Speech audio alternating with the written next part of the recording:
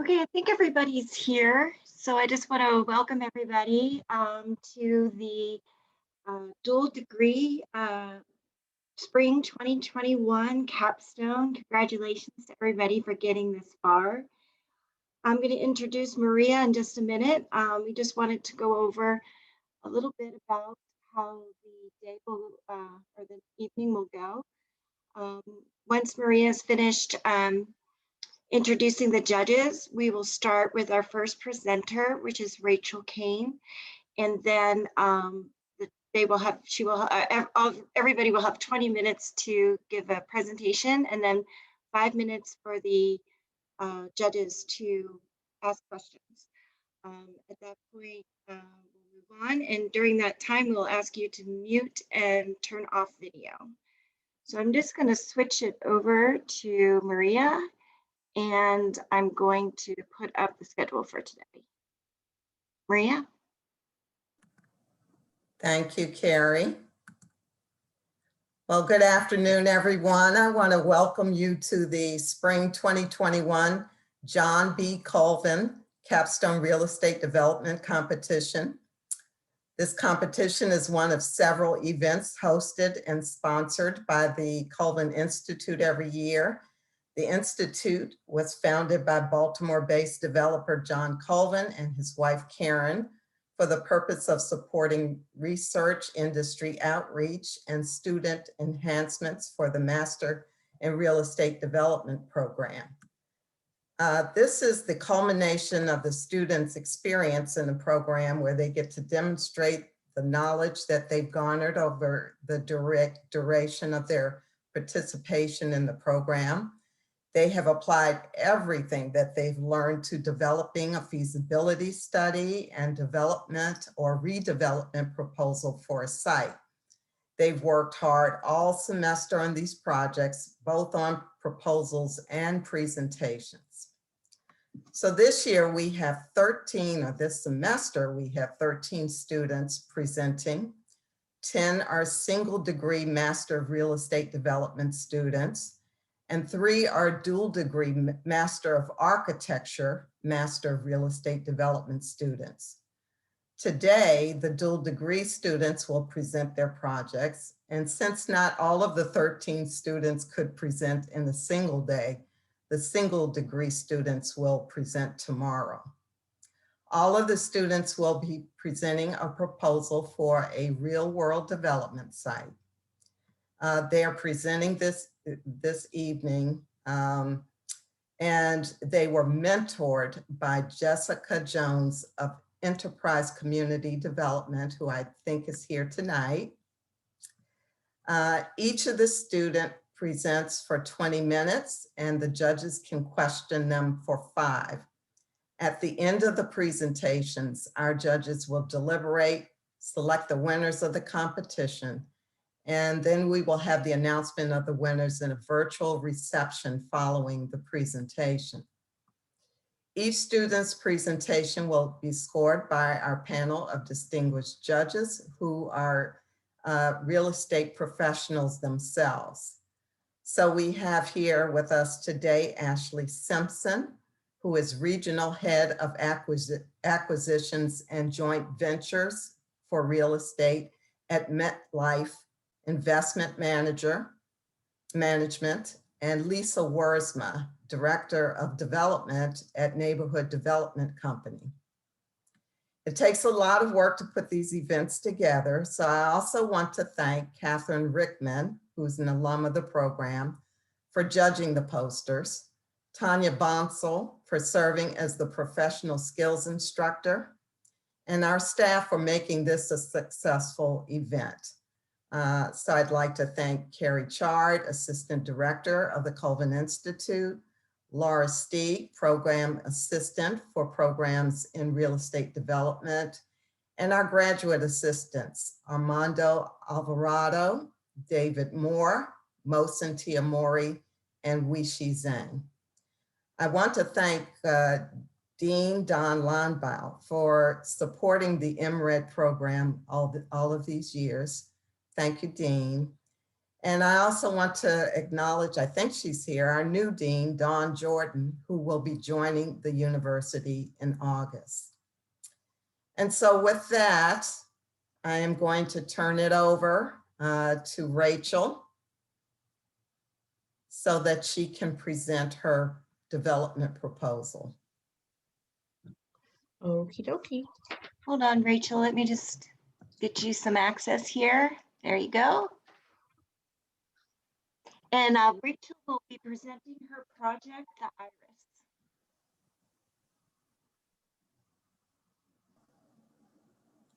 Give her just 1 minute to pull it up.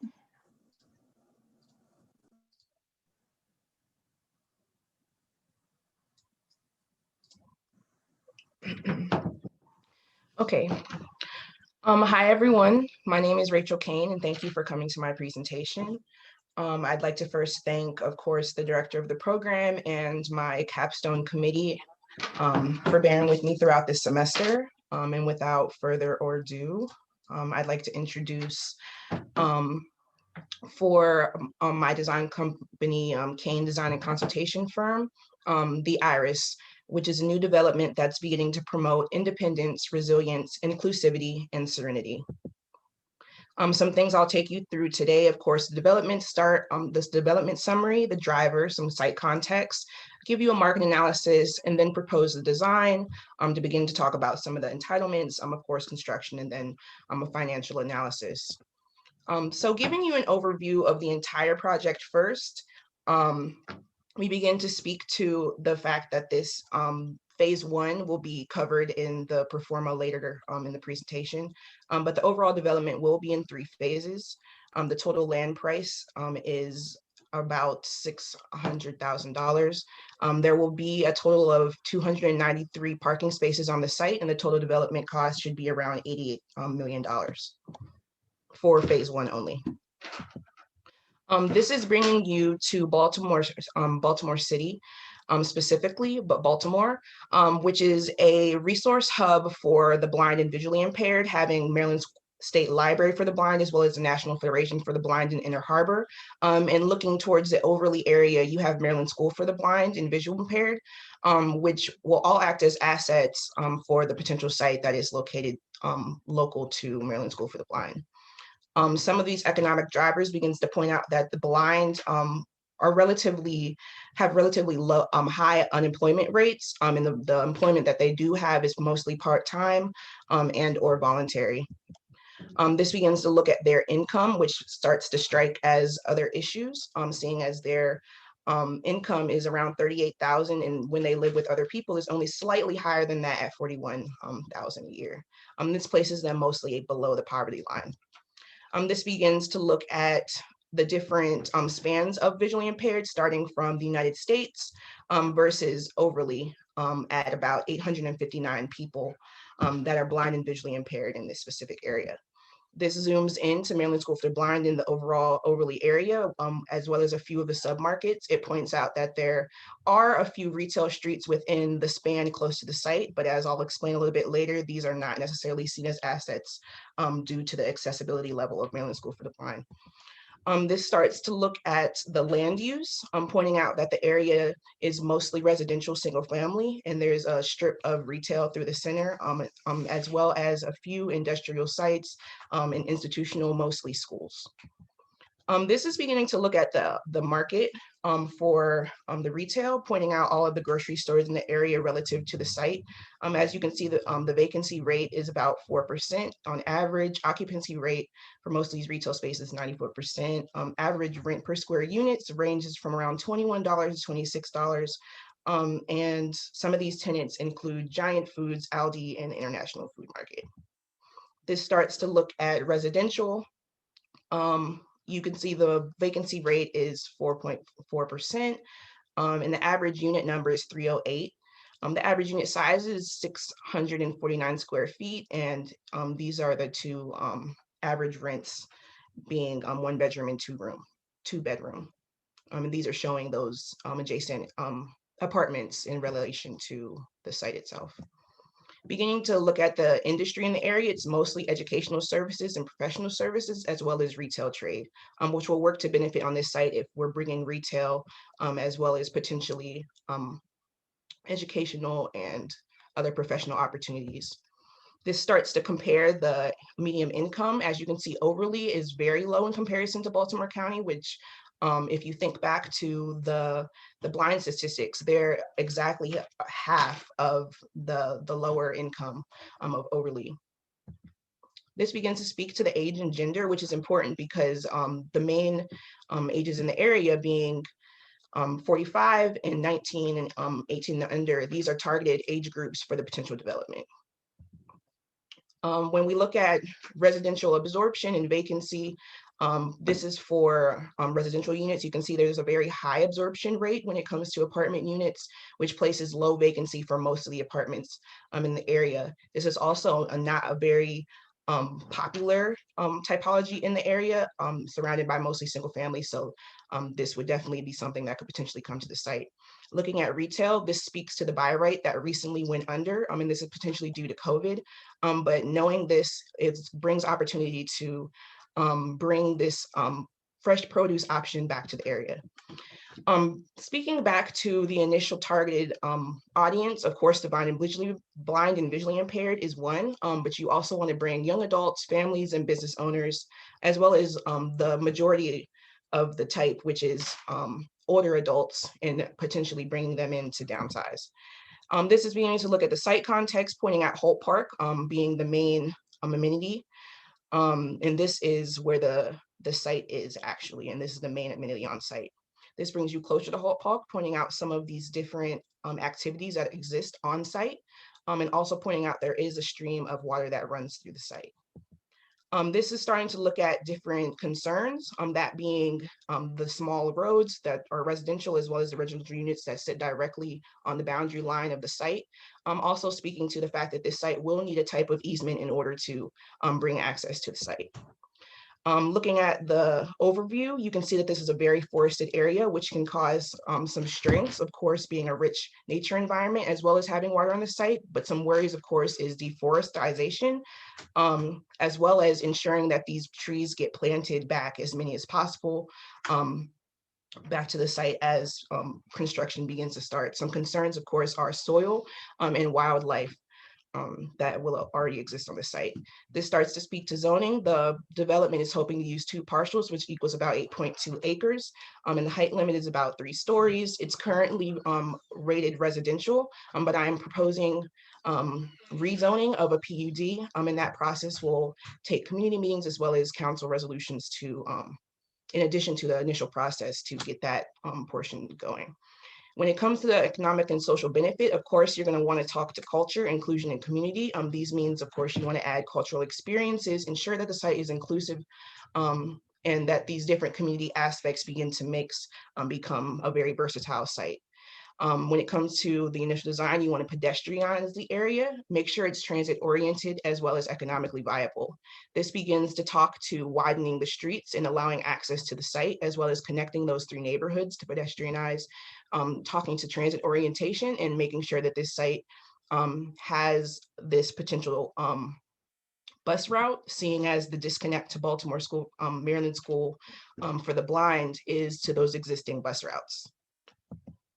This is looking at potential tenants, that being Amazon, the Blind Goat, and Blackout, which are all culturally or technologically advanced places that can ensure that the everyday lifestyle for those who are blind and visually impaired is enhanced, as well as providing some cultural experience to kind of blur the lines between the blind and the visually impaired.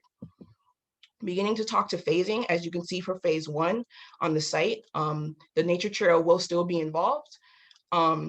And only 994 trees will be removed from the site. Just to give you slight ideas of the rest of the site, these are phase 2 and phase 3. This is beginning to speak to that initial design, looking at how this site can, of course, enhance vehicular access in the blind, visually impaired. This is beginning to speak to some of those different floor plans. As well as unit types, being 1 bedroom and 2 bedroom, all accessible units. This is 100% LIHTC, 100% LIHTC. and 50% will be accessible units. Some construction types will be masonry, cross lamb, as well as traded wood to potentially manufacturers of the existing trees that have been cut down. Starting to speak to construction schedule, a lot of the initial stuff will be due diligence, like accusation, as well as entitlements and financing towards the beginning. This will then lead to construction documents, demolition, excavation, and then you will see that construction phase 1 begins to start at year 4. Beginning to speak to some of these financing, the income that is coming from this site is not particularly high, but that doesn't necessarily affect the overall outcome of the project. The total NOI is at year 10 is about 1 million, which will leave to the cash on cash return at about 38%. Speaking to some of these sources, a lot of the money will come from the LIHTC equity being at 100%, as well as grants that will be given to the project. The developer fee is about 9%, and the total uses is giving you about 88 million, which is a bit more than what is needed, but I feel like the things will be accounted for and the money will be spent. This is looking at the last little bit of financing, seeing that towards the end, an exit rate will potentially be 14 years. And this works fine because the project is expected to overall be developed in that time frame, and you're looking at making a profit of around $85 million in the end. So overall, the IRIS hopes to be a role model. Phase 1 hopes to be a role model for the entire site, bringing all of the necessary goals to the site in that initial first phase, and hoping to provide an overall inclusive and viable environment for everyone. Thank you, and I'm ready for your comments and questions.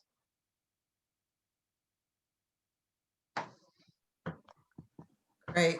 Thank you, Rachel.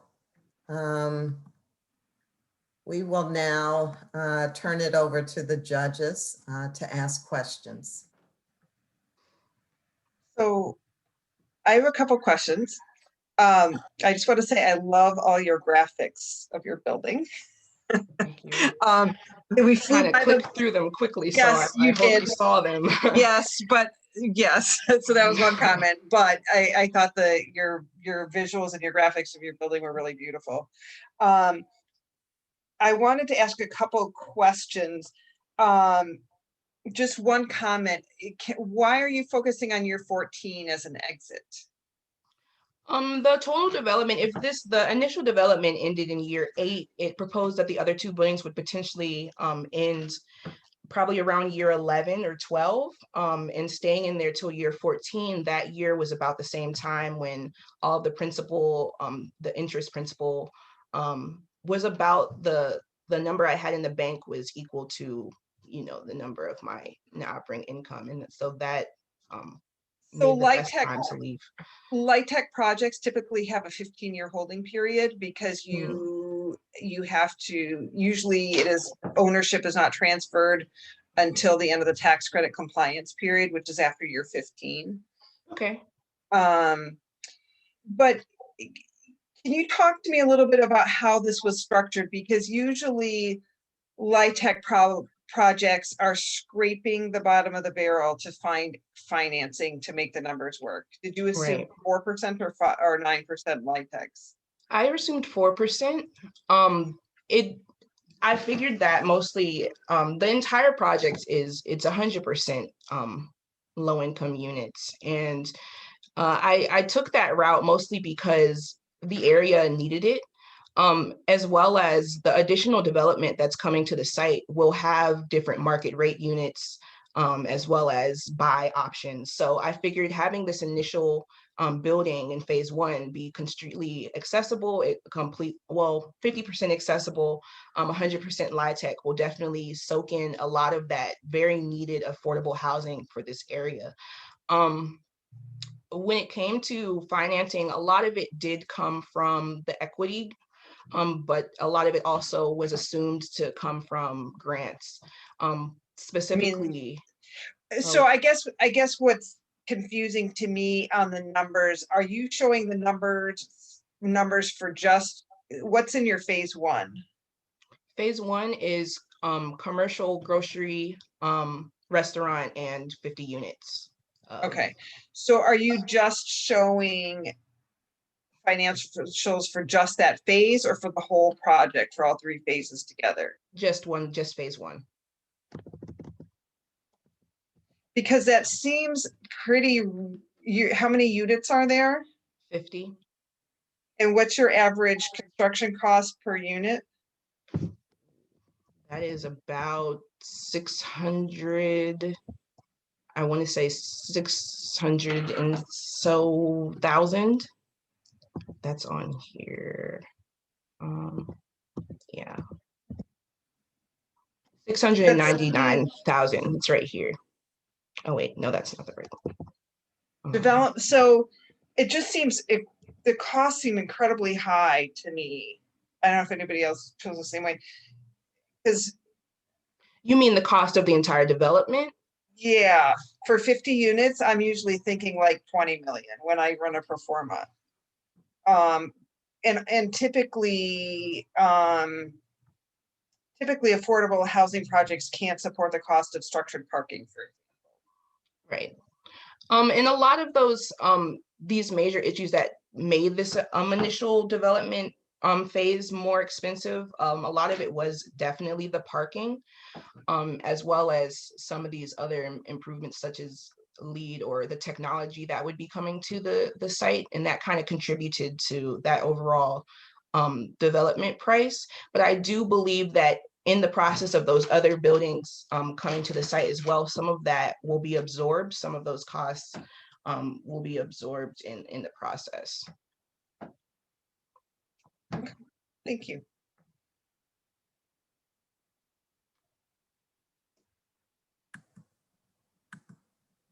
Ashley, do you have any questions for? On the mute button, that's what I was looking for.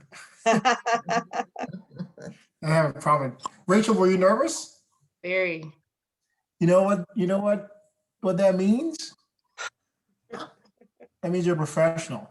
Because everybody's always nervous when they make a presentation. So don't feel any sort of pressure. I'm trying to get there. Trying to get there. It's okay. I get nervous when I make investment committee presentations. So just know that you're in good company. So I have I'm going to follow probably the same path as Lisa, but there are a handful of things I want to give you feedback on. First of all, when I read your paper, I thought it was marvelous in terms of its focus. You knew the audience you were targeting in terms of the development. It showed that you demonstrated some research around the market, especially around how people go to work, how people come home, that kind of stuff. That's important. And then you also layered in after work, what happens after work. So whether people are going to the store or want a restaurant to go to and want a park to go and visit. So I think all those things were wrapped in well. Like Lisa, my challenge in understanding the sort of the returns, and maybe you can walk me through, if you go back a couple of slides here, maybe you can just walk me through sort of the financial aspects of it.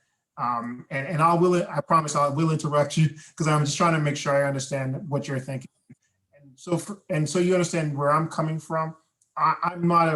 I don't know light tech as well as Lisa. I'm more sort of a, market rate, rental, office, retail, that kind of stuff. So you're going to have to educate me on some of that as well. But in terms of your year 1, year 3 analysis, just kind of walk me through the math on the analysis here. So that actually, if you can go back one step, I want to see how it's structured, how the capital stack is structured. So that's not on this. I don't think that's on this slide. Is that on? Is it on the slide or is it the next slide? I think it's on this slide. Or yep, that one. Yep. This one? Yes, please. So if you can just walk me through this one here, I'd appreciate that. So on the far left with the resources, the sources piece, Like the grants make up 34% of the Oh, capital, right? yes. Okay, and the grants are coming from 4 different Holland, sources? these are all grants that could potentially work for this potential development. Holland and Knight Community Project funding being the one that is most prominent. Okay. The conditions of this particular grant, though, is that the funding for it will not begin until you are ready to start construction. Okay. And there needs to be a budgeted list that explains exactly what that money will be used for.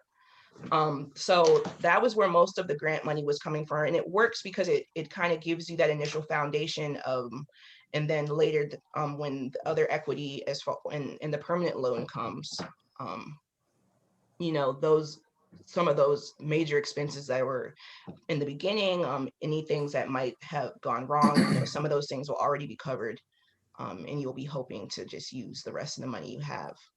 Okay, so it looks like, and then maybe that's what and that's one of the things I was going to get to. Let me just finish this first. So you've got grants, and then the LIHTC equity piece represents about 54% of the cap stack.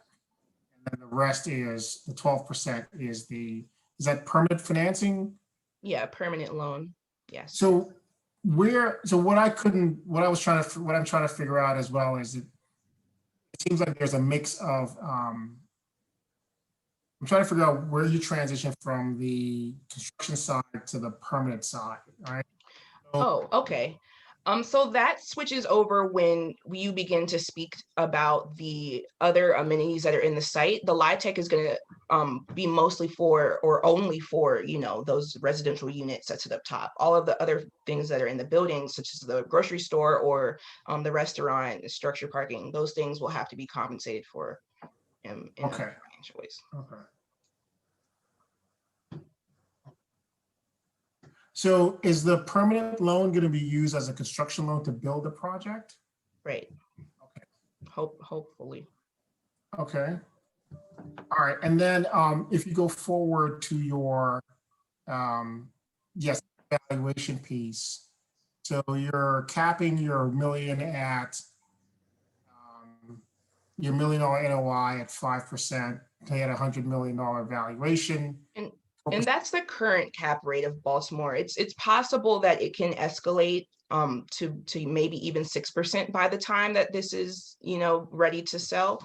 But it's pretty steady right now at that 5% or 5.5. No, I like your sensitivity table. I'm good with that. Okay. Okay. You're good. You're good. You're good. So you built it for 88 million. You're selling it for 100 million. You pay everybody. You pay your loan off. Right. Right. So the loan. So this is an amortizing mortgage, is it? Yes, 30 years. Okay, so your balance at 14 years, $630,000, $630,188. Mm-hmm. And so you pay that off, and then the profits, the sales, the profits are the net of that, right? Right. Is that what it is? Right. Okay. Okay. Did you have an equity multiple calculation in here? Equity multiple. I think you may have. Maybe it was in your write-up. So use equity IRR. Okay.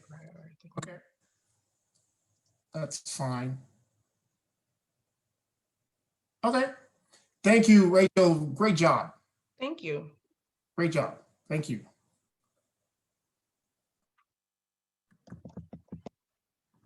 Lisa, did you have any more questions for Rachel?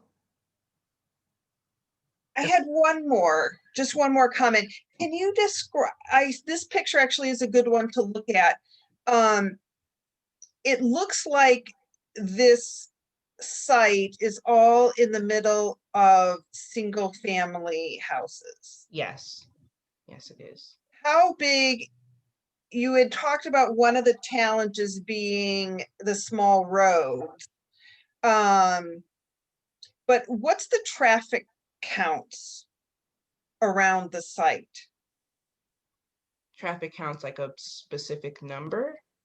So a lot of, Mike, one of the things I think that could have been included in the sort of the challenges section. A grocery store and retail wants to be on a busy road with a high traffic count. They want to know that people are driving by and that they see it and that they're going to stop. And this looks like it's sort of, if it were all residential, this is like the perfect site. It's just beautifully nested into this beautiful neighborhood. But I'm concerned that the retail might have trouble leasing here if it's not on a busy road. Are any of these roads fairly busy? The road to the top, well, let me see if there's another image that.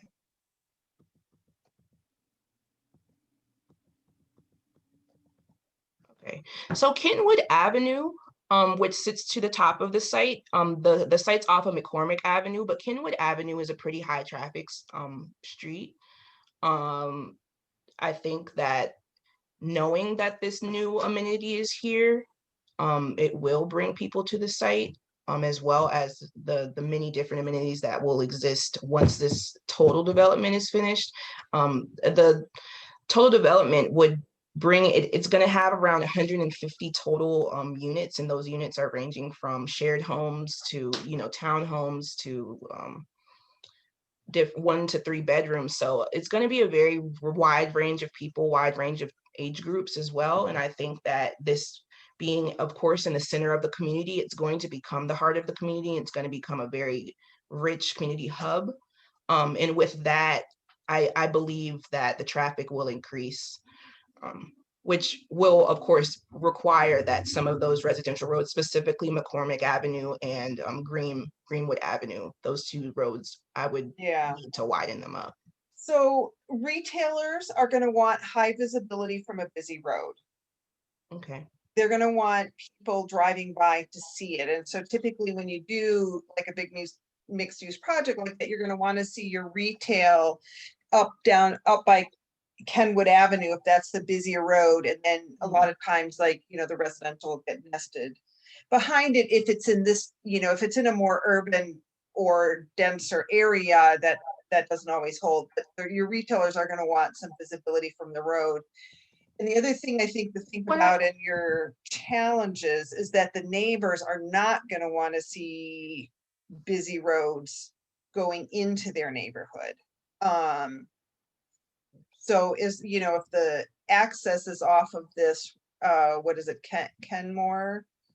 Avenue. Mm-hmm. Yeah, if the access is off of there, the primary access, I think that's going to be less, or if it's, if it's kind of along where I think there are power lines there or something. Yeah, there's power lines there. If it's along there, because there really aren't as many houses opening up there, I think it might be much more palatable. What's currently on the site right now? It's just wooded area. It's a nature trail. So is the nature trail staying? The nature trail will stay during phase 1. But once those other two phases come, that nature trail will be demoed, and then towards the end of the project relocated. As you can see it kind of weaving its way around the site and bringing you back to Whole Park. One thing that I do think will increase the visibility of the site, or at least perk interest, these trees won't be here until the end of the phase and all the sustainability tactics are implemented. But these super trees that will exist on site are very tall. They're about 50 feet in the air, which is going to make them the tallest thing besides these power lines, kind of matching the same height as them. So I believe that these can kind of act as signage in a way, even to kind of point out that this is where it is, you're here, or this is where that is, what is that, I want to go there. And I think that might play a factor, might help. I will. So just in concept, I very much applaud your whole efforts on environmentally. And I know that's really important. I can tell you from a practical matter, in talking with retailers, they're like, I do not want that tree blocking any visibility. They're like, you know, I've had those debates, like, you got to move that tree, you got to take it down. I want my sign there. Nobody's going to see it. So that's just the sort of, it's kind of where, you know, some of the environmental efforts hit reality, and there should be a good way to work around it. So you should keep thinking about that. But I also do think on your challenges, your potential challenges list, really your biggest challenges are going to be the visibility for the retail and also the neighbors. I mean, I think it's a great project, but you know, the neighbors are going to be concerned if you need to get a zoning change. They're going to have input into that, and so they're going to be really concerned. So it's just going to be a lot of work with neighbors. And I think that there's a lot of positives that come with this, that in that community, you know, those community meetings that will take place, it's just a lot of convincing that will have to take place, and from just promotion of this inclusive environment and how these types of spaces need to be normalized. So I think that it's definitely some convincing that can take place, and hopefully this type of project can, you know, come off the ground. Just in your phrasing, I would change convincing to listening. Listening. Just because I've done a lot of it and I know what you meant. So that's just an FYI for when you go into your first meeting, but they will, but that's it. Otherwise, I just wanted to add those as well. Okay. Okay. Thank you. All right. Well, thank you, Rachel. Thank you. Presentation, and thank you, judges, for your insightful questions. And if you will now score, complete the scoring sheet and score Rachel's presentation. So we'll give you a few minutes to do that. In the meantime, I've pulled up Rachel's poster. A lot of work has gone into these posters, and we can make the PDFs available, but some really great graphics. So I know it was a lot of work for everybody, and I just wanted to pull some of the poster up so everybody could see it while the judges are judging.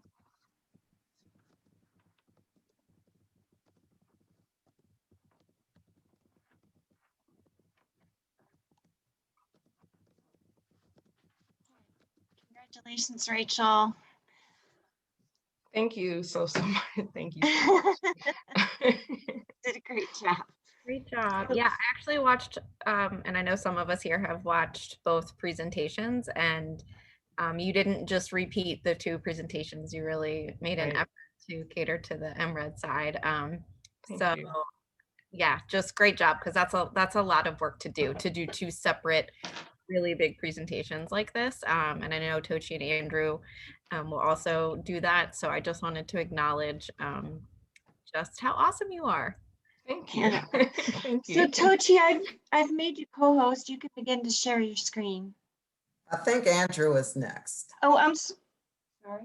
Yeah, I think it's Andrew. Okay. Mm-hmm.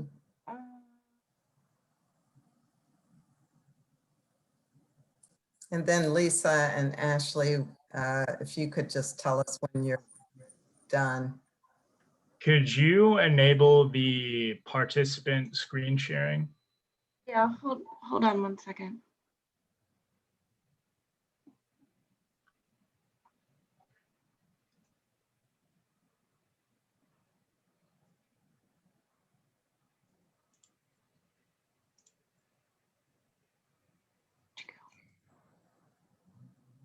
There you go. Hold on. There you go.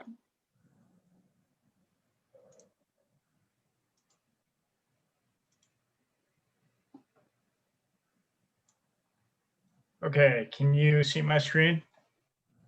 Yeah, but before you start, Andrew, we can just wait. I think judges are still working on the scoring. Okay. Thanks.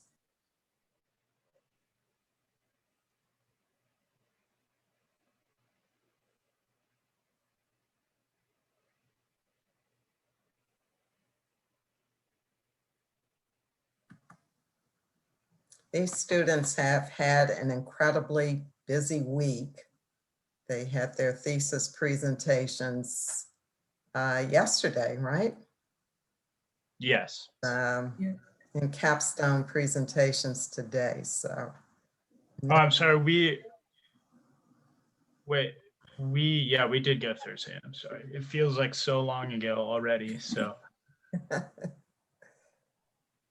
Well, you'll be breathing a sigh of relief after.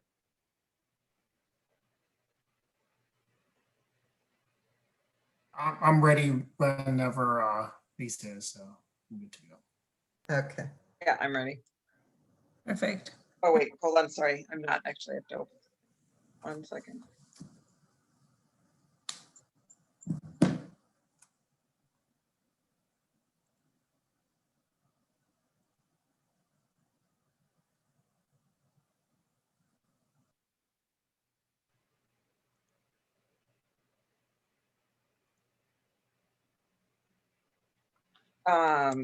Sorry, I'm having technical trouble.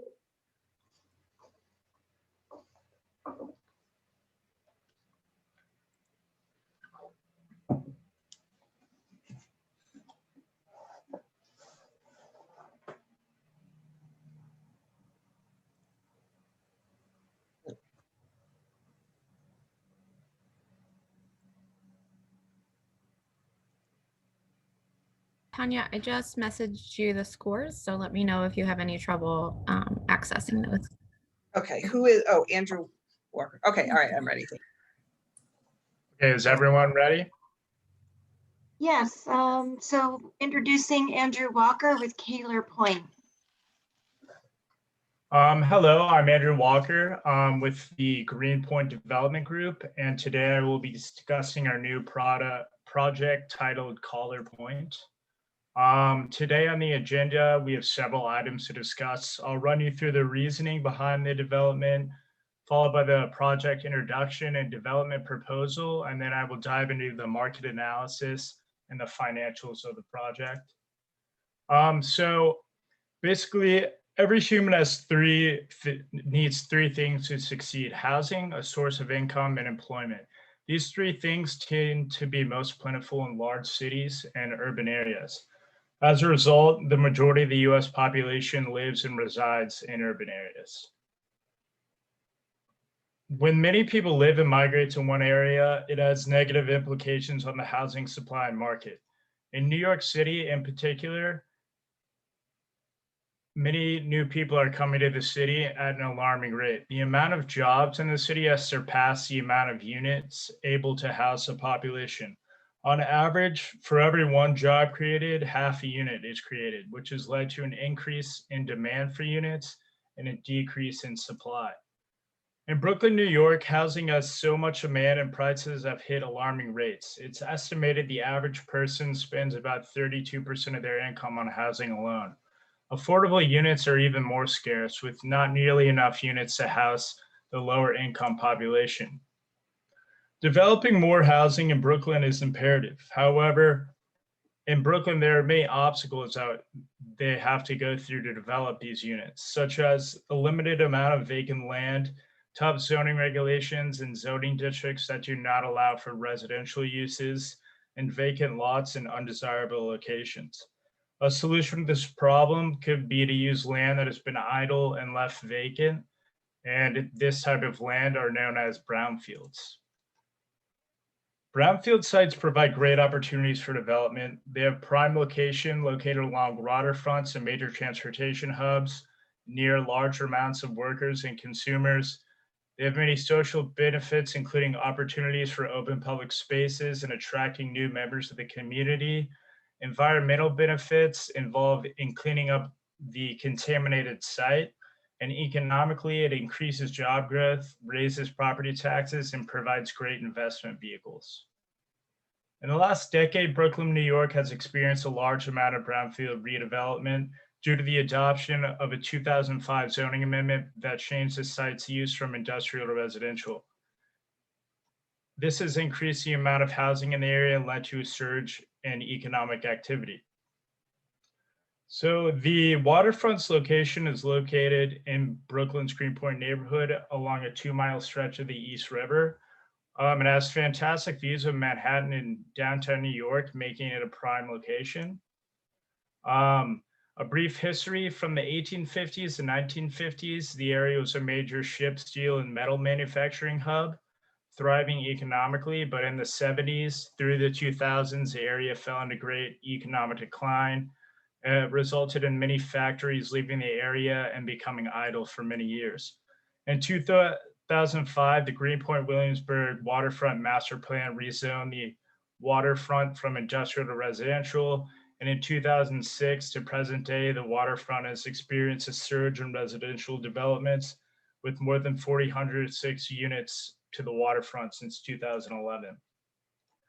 This master plan created a vision for the future of the waterfront and proposed numerous parks, public green spaces, and pedestrian trails linking the lots along the riverfront.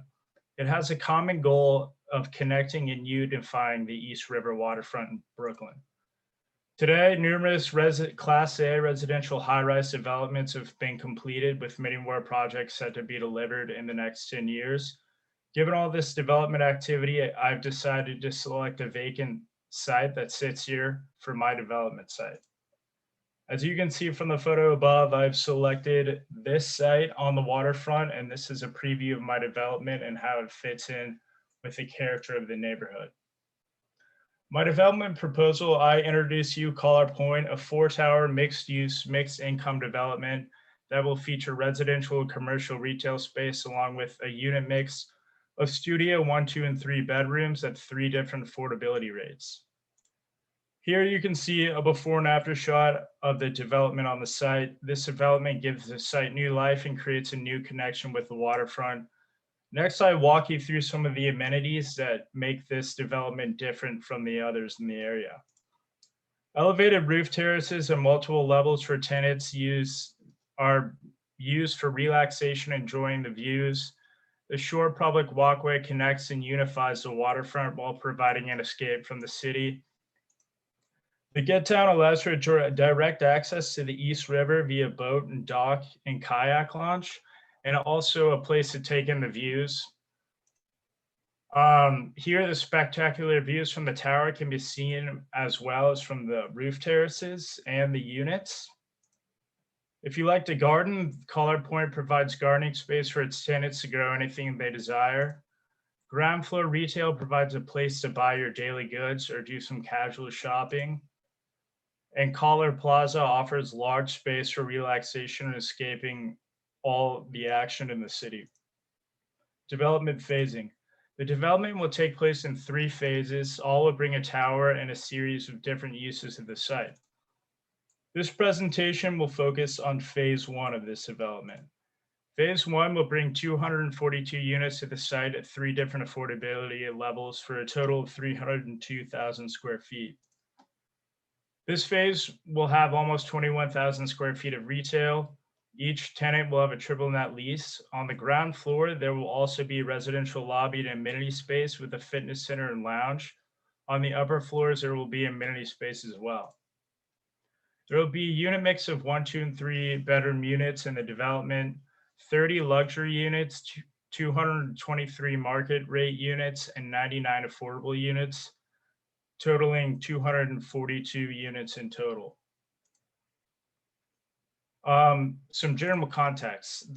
This site development sits on 2 parcels for a total of about 55,000 square feet with an estimated land value of about $3.1 million. The site currently sits vacant. The infrastructure on the waterfront side is damaged and in need of repair. The site has already been remediated and prepped for development by its current owners.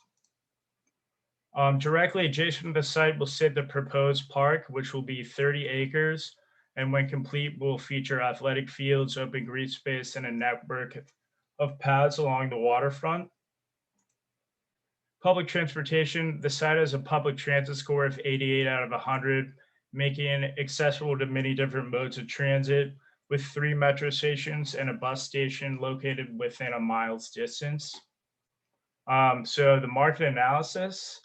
The dominant demographic of the site includes 75% renters, a household size of 2.2 people, an average income of $103,000, making it the second most expensive submarket outside of New York City in the area. And majority of people in the area are 36.5 years of age. Comparable properties.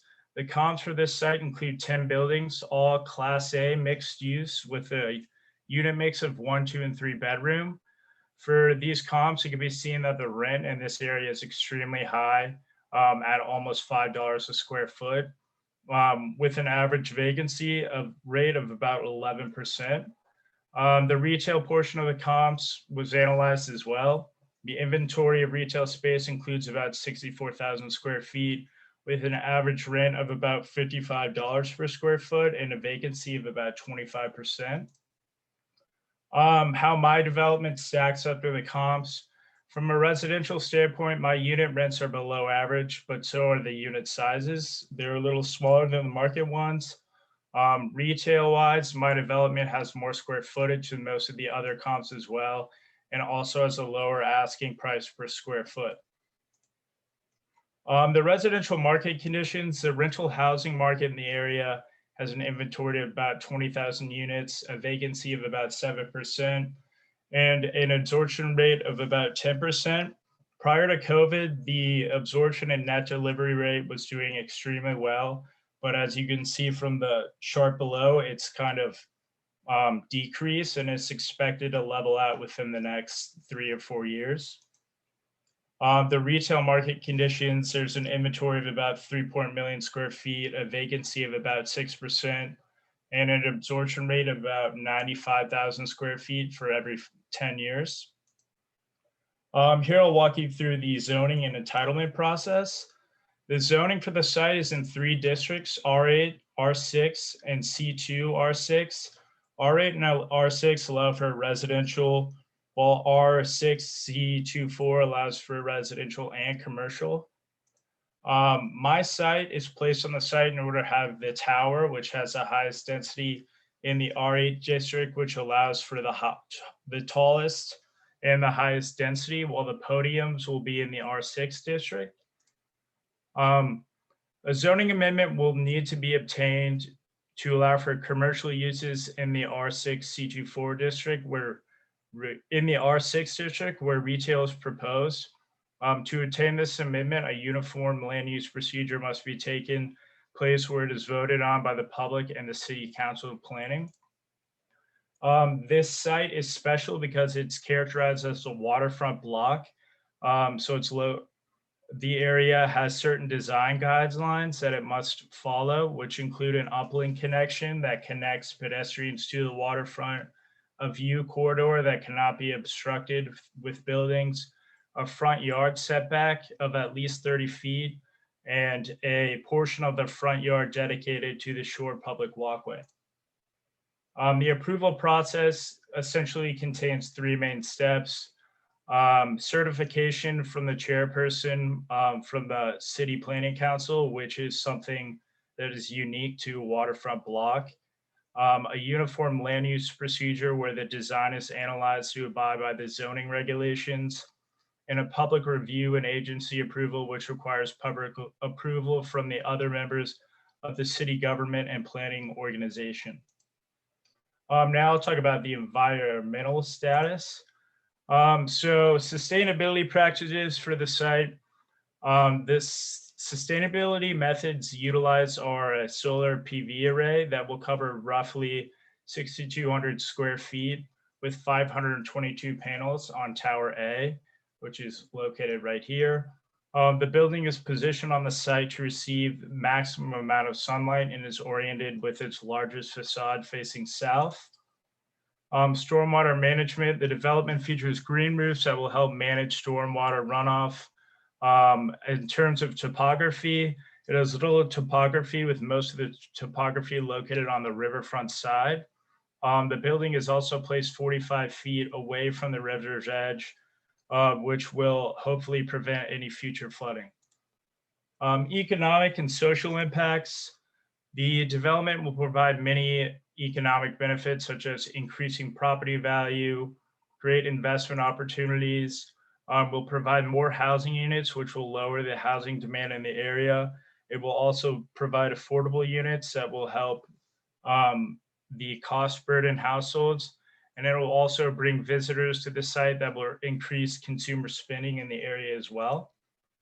Social impacts include a mixture of income levels in the area, increasing the amount of public space and green space for use from the community, remediating a harmful brownfield that was detrimental to the health of the community and influencing interactions between many different demographics.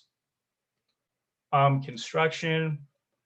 The development will be constructed utilizing mass timber.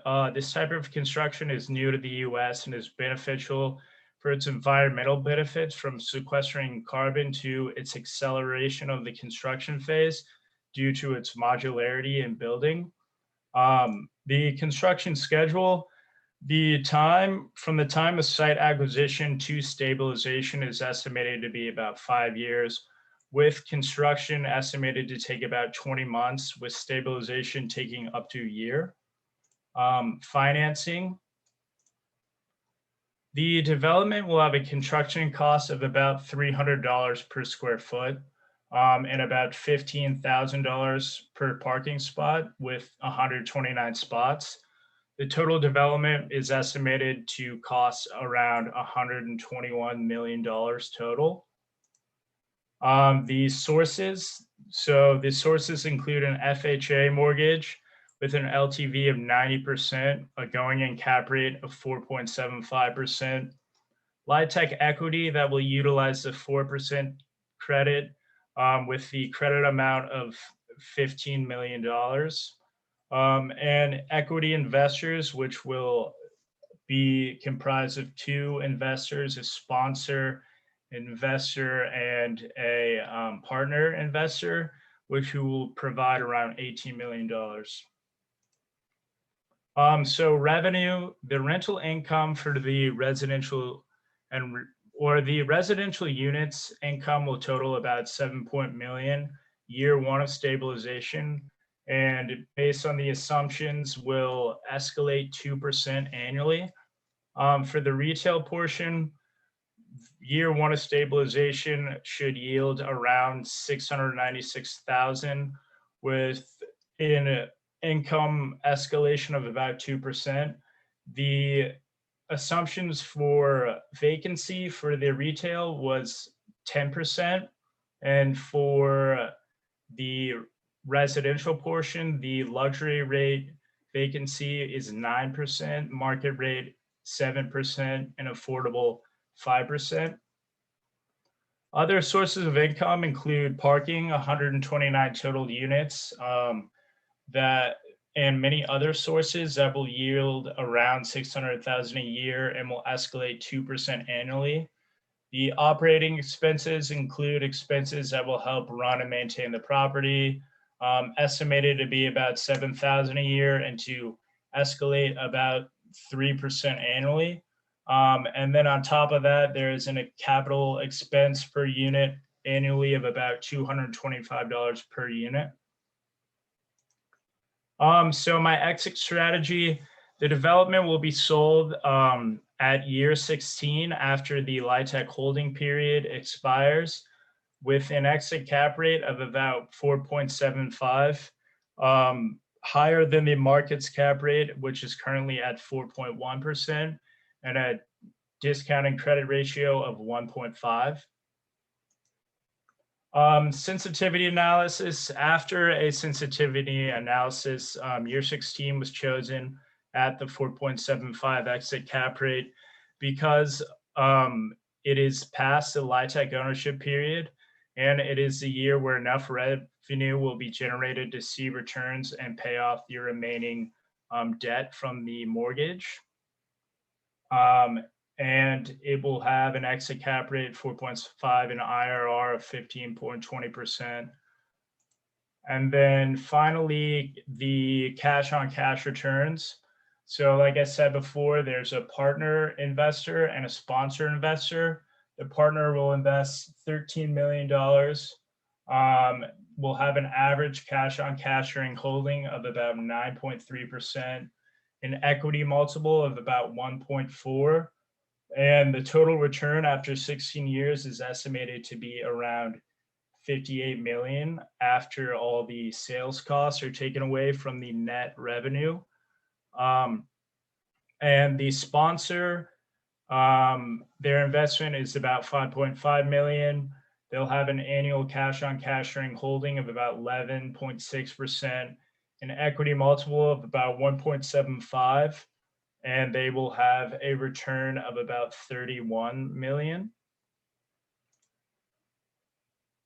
And this concludes my presentation. Thank you for listening, and I will now open up to any questions or concerns the jury has. Thank you. Thank you, Andrew. Good job. And Lisa and Ashley, the floor is yours for questions.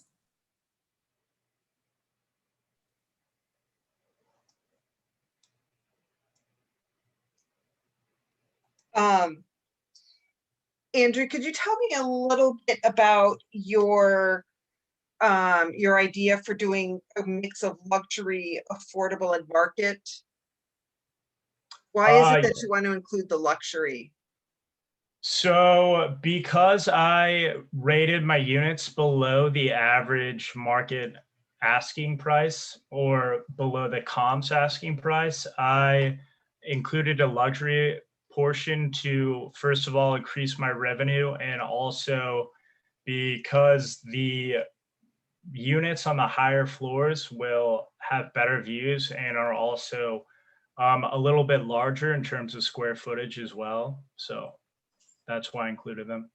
So what amenities or other features do you have in your building that are support? Sorry, my dog has some questions too. Come here. That will support luxury rents. So other than the amenities I mentioned before, the green roof and things like that, just go through them quickly. Sorry. So the amenities include ground floor, a fitness center, and a lounge area. And then on the upper floors, you can see from these figures right here, they will include like media rooms and things like that. And then I also considered having a like resident bar in them as well. So a resident what? Like a bar area. Okay. So comparing to other luxury buildings in the area, do you think that's going to be enough to attract luxury rents? I think what will attract luxury rents and tenants to my spot specifically is the location of the site, given it's right across the street from the proposed park. It has no neighbors to the left, so there will be no buildings providing shade or obstructing any views. There's a lot of green space on the site, and then it has multiple levels of green space and rooftop terraces outside as well. Okay. I guess what I'm getting at is when you're positioning a building, sorry, when you're positioning a building, normally in any market rate building, you're going to have, you know, less expensive units on the lower floors, and they're going to go up as you know, in rent, as you get to the top, and then typically you'll have a couple top 2 penthouse floors. Is that what you're thinking of here, or are you really looking to position this building as a luxury building? That's kind of the idea I'm going for.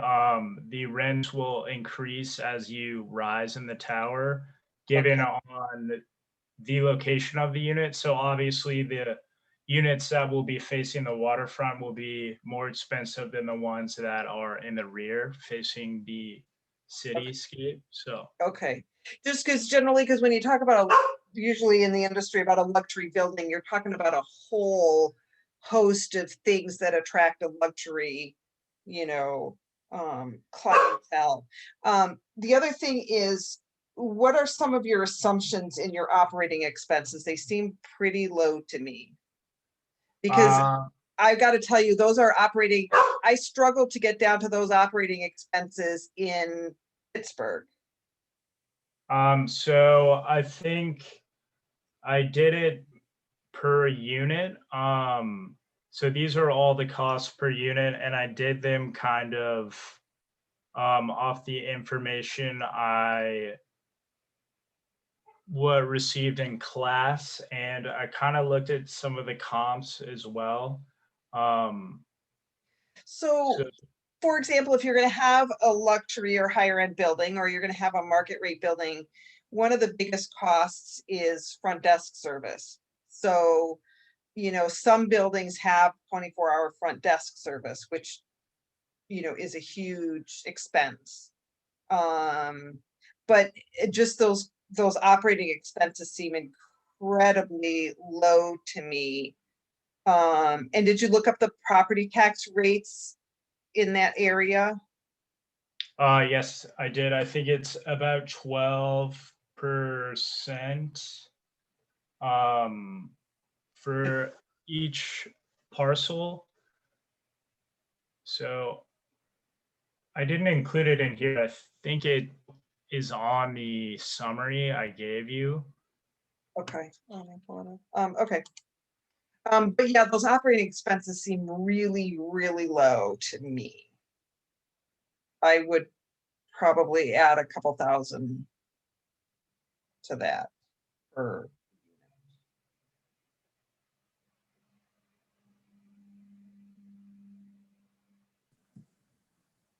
okay. Okay, thank you. Yep.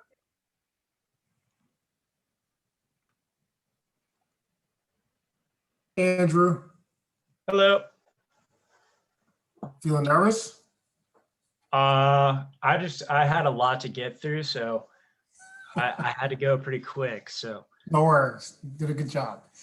All thank right. you. So you want to build in a brownfield site, right? Yes. Did you get any tax abatement for doing that? Any credits from the state of New York for doing that? I did not know so at the time of my acquisition, the site had already been remediated. Mm-hmm.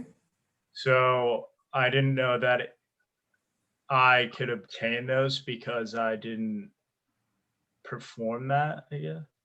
Okay. I know the site, so a bit of a trick question. Okay. Yeah, no worries. Just wanted to see what you knew. So I think maybe, Lisa, I think maybe reflected in here as well as on the tax piece, which looks low to me, is a function of the brownfield tax credit or some function thereof. Because I'm not too surprised. Your $6,600 is per unit, correct? Or it says Yeah. cost. Yes. Can you do me a favor, Andrew? Can you you had some comps on here on the rents. Mhm. To that slide for me, please?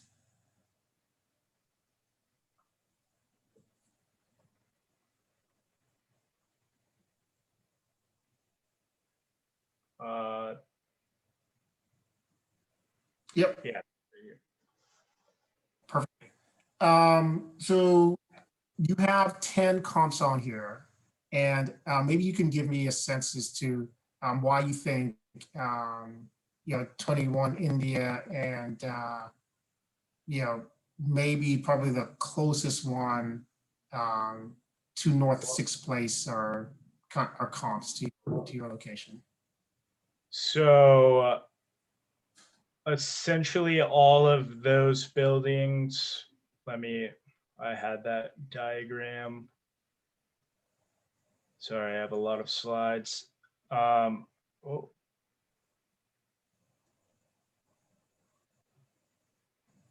Okay, right here. So all of these buildings are located within a mile's radius of my building. They're all mixed use, Class A, towers that are on the waterfront and have been placed on former brownfields as well. So I thought that would make them give my building the most competition, and my building is the most similar to them, given the other buildings in the neighborhood. As you can see, they're all like 5-story apartment buildings. So Okay, what else, if anything else? Proximity to transit, walkability, walking score, you know, ability to get for people to get to work. What else did you consider to make them your comps? I would say they all feature a parking component, and they all have similar amenities to mine as well, in terms of fitness center and lounges and things like that, and rooftop area as well. Right.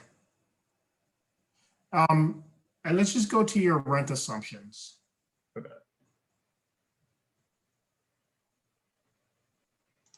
Do you want me to pull up the one where I had them side by side? Actually, yes, please. Okay.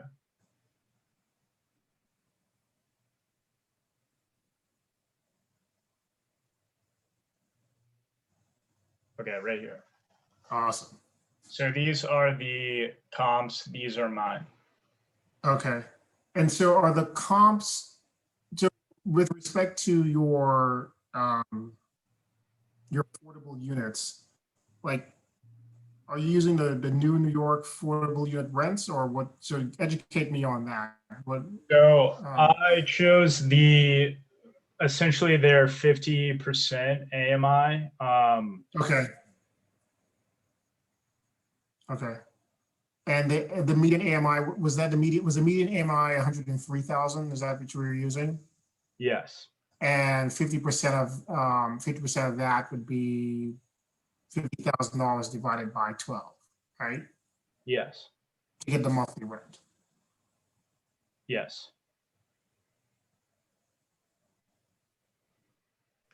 Just as an FYI, there's a website where you can pull off the rents that the IRS, the maximum rents that the IRS will allow on Novo Braddock. Yeah. I wish I knew that earlier. That's okay. Yeah. It's all right. It's okay. So All right. Let's go to your return analysis, please. I see you have some CoStar data in here. Yes. So you must know the project fairly well.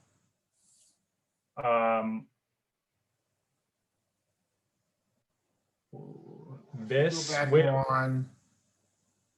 go back one more, because I think you had your sensitivity table in there. Actually, what I prefer is a sensitivity table. Yep. This right here. Yep. So you mentioned that the exit cap at 4 3/4 was about, let's say, 75 basis points wide of where cap rates are today. But as of last week, when I looked on CoStar, the exit cap rate for the area was 4.1%. 4.1. So did you think of it? Did you consider any other factors when you thought about using the 4 3/4 cap rate, like the potential for interest rates to rise between now and 16 years from now, that may make your cap rate at that time a little wider than where you have it? So essentially how I chose my cap rate is I looked at where the market was before COVID, and then after. So then I chose kind of a little bit higher than that. I probably could have gone higher as well, but seeing the revenue that I got from that number was the reason I decided to use that cap rate. Okay. And then your debt service coverage ratio at 1.15. Is that the buyer's debt service coverage ratio? Is that what you were solving for, to see what a new buyer would have, what a new buyer would achieve if they were financing the project? So that was my ratio at the year of sale. So I don't think it would be what they would have when they would. Oh, I'm sorry. So that's your debt service coverage ratio at the time of sale. Yes. Okay, got it. Okay, thank you. Solid work. All right, thank you, Andrew. Thank you, guys. Thank you for your feedback and your comments. Can I ask you one other question quickly? Can you tell me a little bit about the construction panels? I was intrigued by those. Those look interesting. So the CLT construction. It was wood and it had like wood panels with. So essentially those are, one of them's like a decorative facade. There are two of them. And then there's another one that's used to essentially provide some rigid structure in the system for lateral support. So yes, and it's made primarily of like CLT, and that would be like on two sides of the building. So I see. So that's not your main structural system necessarily. yeah, so the main structural system would be glue lam, columns and beams, and then the way I set up my units are that all of the walls bear on each other.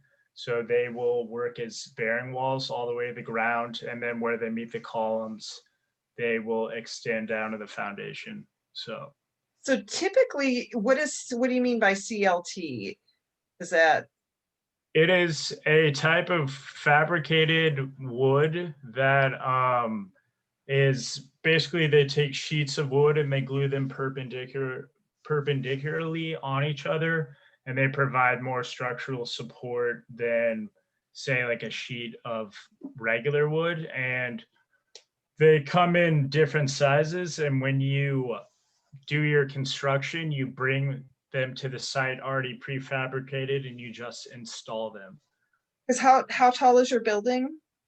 It's about, or how many stories? It's 32 stories. I've never heard of wood used for that tall of a building. Usually you can't go above 4 floors with wood as your structure. So in the United States, you can't, but in other countries such as Canada, they have construction like that as well. And then that was kind of one of my sustainable points for my design portion for my thesis project as well. So it would take more, I'm not sure how it would work here. They'd have to change the zoning codes, but It's not probably the zoning codes, it's the building code, but I'm sorry, yes, the building code. okay. Thank you. All right, judges, please score Andrew's presentation. Thank you, Andrew. Congratulations. Thank you.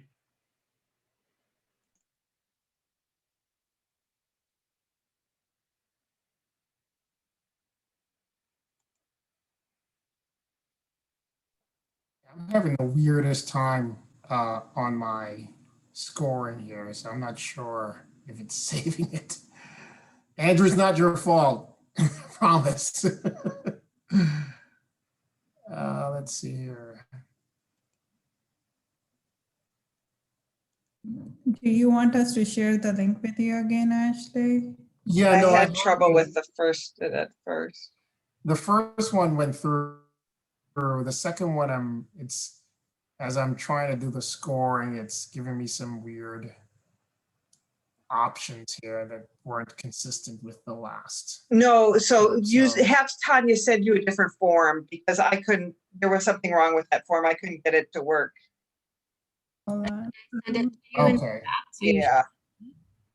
Let me see. Oh, you know what? You did send it early in the chat box here. Just go to that. See if that works better. While you were doing the scoring, I'd like to share. Hopefully you got the first one and that worked. I'd like to go ahead and share Andrew's poster. I find it. Okay, let's see here. Okay, let's see if this one works.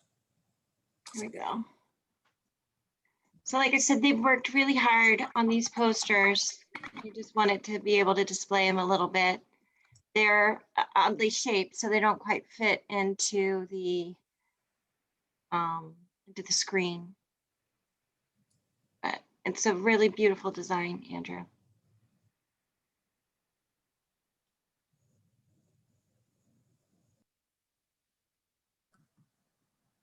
So Marie and team, for whatever reason, I'm having this issue here, but So when we, Ashley, Tanya just sent me a new link because I was having the same thing, and then Tanya sent me a new link, Yeah. and then it looked back. It looked like the other one. It didn't work for you. I just sent it to you as well, I think. let me see here. So see if that one works. 51 direct message. Let's see forms. Let's try that. Okay. Try that one. It's the one I sent it to Lisa. Let's try that again. Okay. A minute. Has your name to Andrew, so no worries. Much better. Does it work? It does, yes. Okay, perfect. Great. Thank you. No problem. Give me 1 second.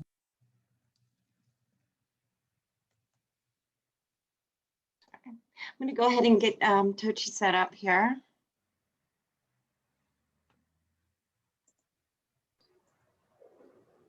Tochi, you should have access now. Start to pull up your presentation. Okay.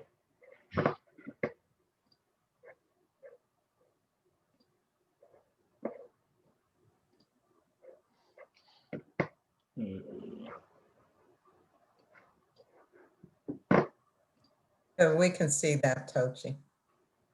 Oh, okay. I'm trying to put it on full screen mode.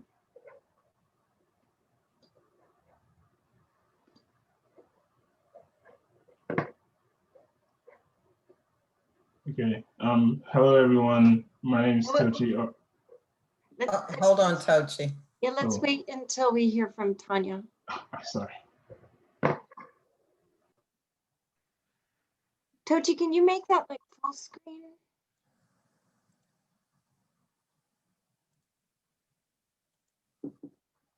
I didn't get that. Sorry.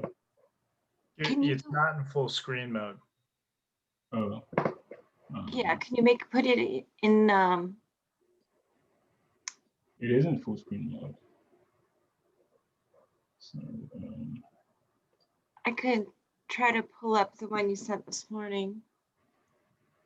I think you're in read mode, not full screen mode. One sec.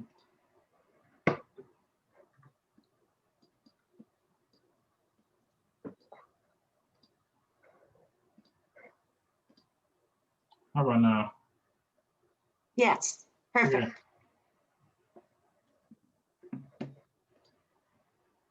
Okay. I'm just let's just wait till we hear back from Tanya and then you can begin.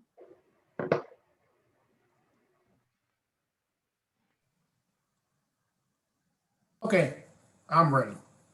You ready, Ash? Lisa, are you ready? No, I still don't have a link for his, I can't open up one for him yet. No, For and Tochi. did you To submit? submit for Andrew? Yes, yes, yes, yes. Okay, yeah, I'll send you Tochi's and I just got it from her. Thank you. Thank you. Okay, so now for our final presentation tonight, we have Tochi and he's doing the point.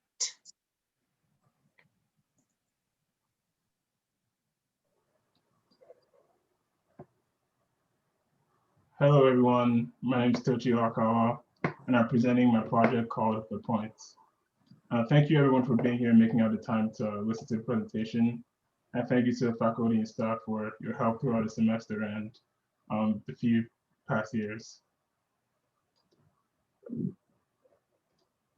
Looking at the agenda, I'll start by talking about a development summary, and then talk about the site's context, follow through with the macroeconomics, and then talk about the development proposal and the analytics with the financials. The Point is located in San Diego, California. It's a 408,000 square foot building comprising of 80% residential, 15% lab spaces, and 5% retail. Its total project cost is $161.9 million. And with a $313 million sale in year 10, it would yield an IRR of 10% and an equity multiple of 2.37x.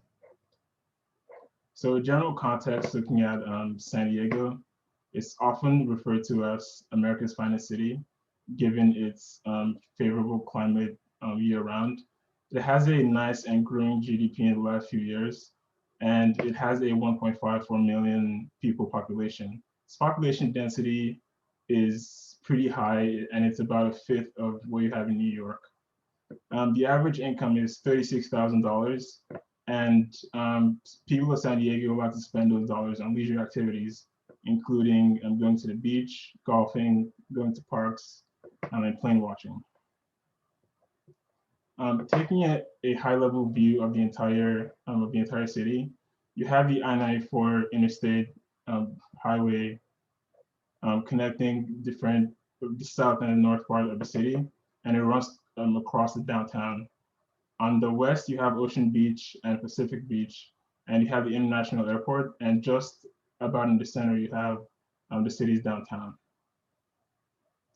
A closer look at downtown, the proposed project site is located almost in the center, and it's very close to a lot of desirable amenities, ranging from the museum, Seaport Village, the convention center, and again, you have Balboa Park, which is an important tourist attraction in the city, and the highway is very close to the site again, as you can see in the image. San Diego's economy is primarily based on military and defense, tourism and leisure, and biotech and life sciences.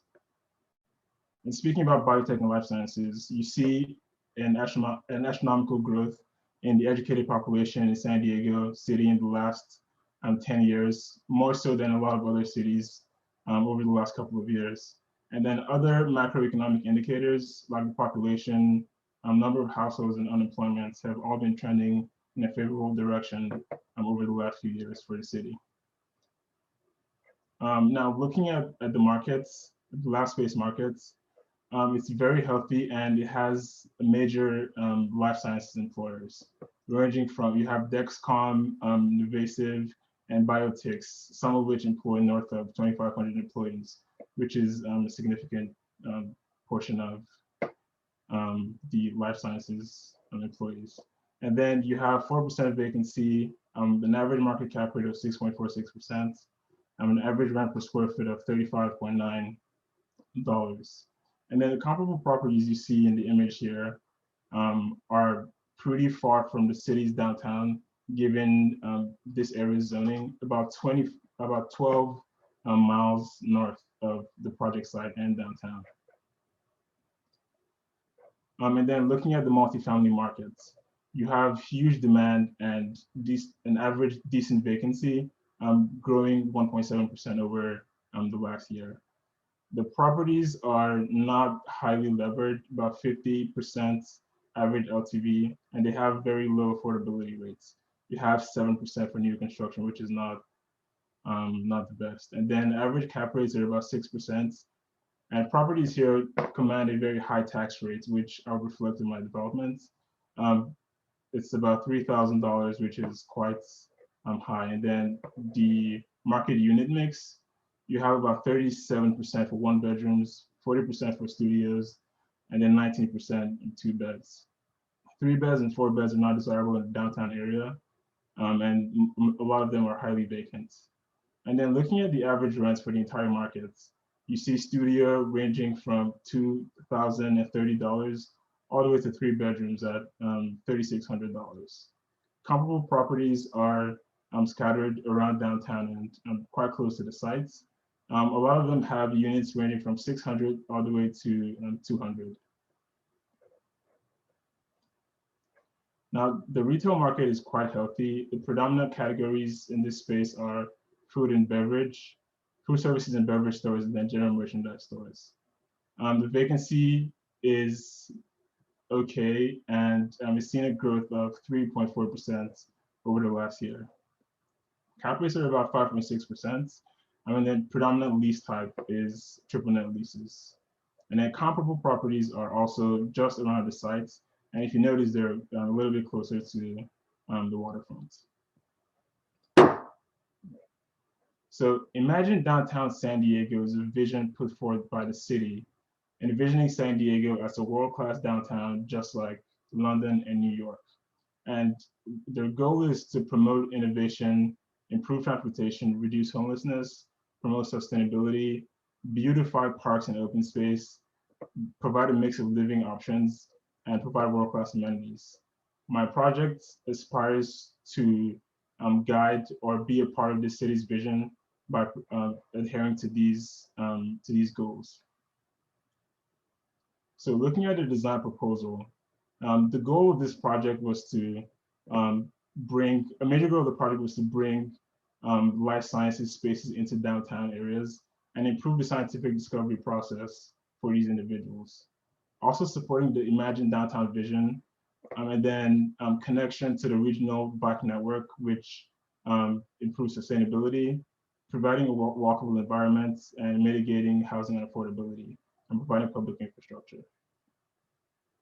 Looking at the unit mix, like I said, you have 80% residential, 15% lab spaces, and 5% retail. You have 243 underground parking spaces and shared amenities, about 54,000 square feet of shared amenities between the lab spaces and the residential units.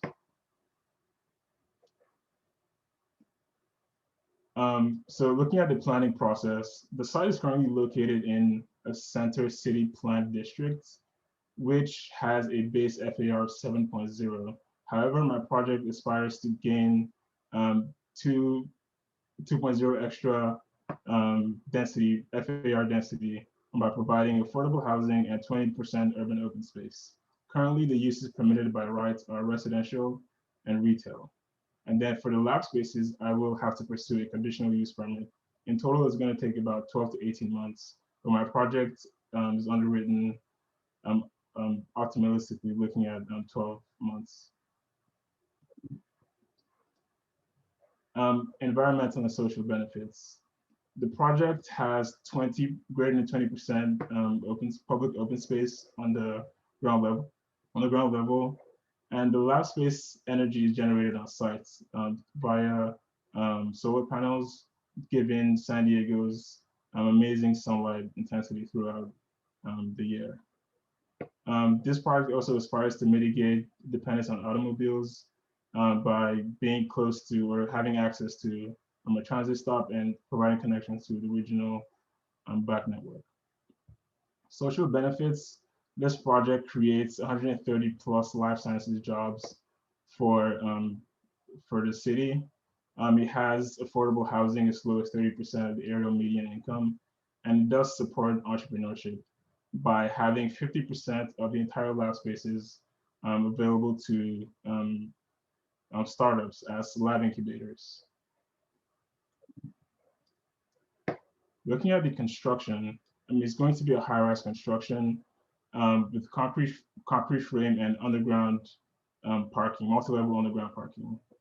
Looking at the logistics, given how tight the site is and having buildings around it, cranes would be located on the north and east streets, which would be subject to a regulatory premium, which reflected in my financials. The cost of the parking spaces would be $25,000 per space, and the new construction would be $300 per square foot.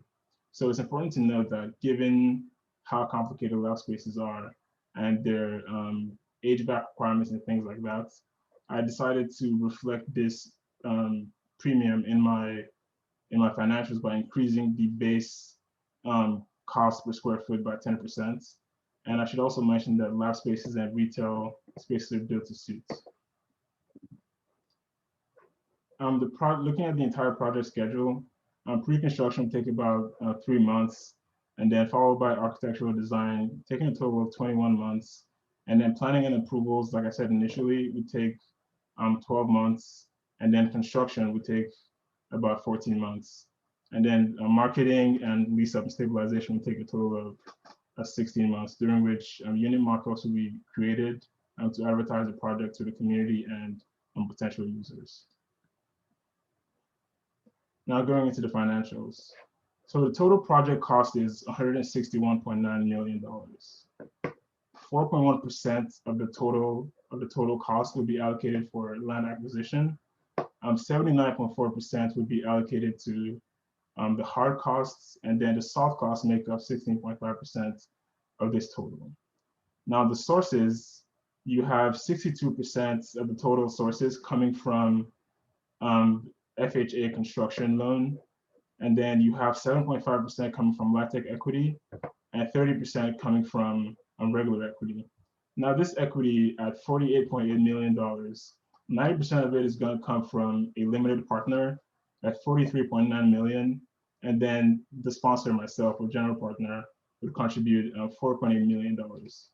Now for this structure, the preferred return for the project would be 8%, and then at this point, it's going to have a 9-10 splits before it reaches the first hurdle, which is 12%, where you're going to have 75 and 25% distribution.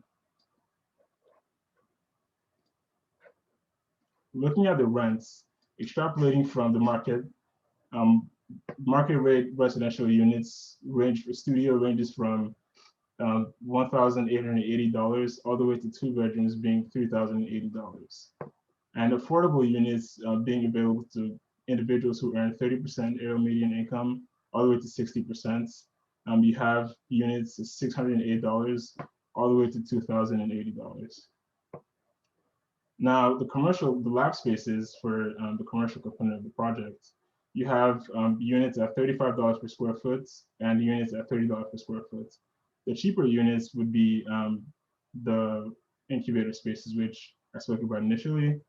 And then retail spaces are at $50 per square foot and $45 per square foot.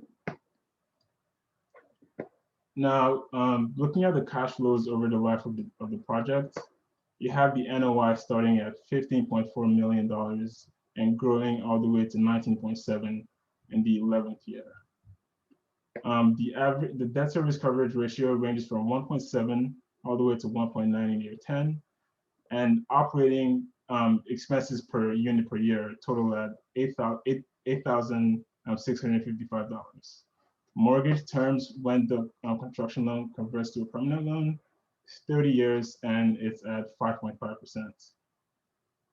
Other assumptions for the cash flows include vacancy for market rate residential at 7%, that for affordable 5%, lab spaces 8%, retail 10%, and then income growth is at 2% and expense growth at 3%. And then I provided capital expenditure for units, and it's $250 per unit per annum. So I executed a sensitivity analysis to try to determine the most favorable year to exit the deal, looking at the riskiness of future cash flows and the need to gain or reach the preferred return I aimed for before getting the equity from the limited partner. So doing that, I settled on exiting in year 10. I'm at a 6.30 cap rates. And in the event of inflation, I can possibly still increase my rent, my income escalation by 25 basis points and still be able to reach my IRR. So that also works out at a cap rate of 6.30. So overall, exiting the deal, year 11 NOI is 19.7 million, and the cap rate is 6.30, and the overall sale price is $313.8 million.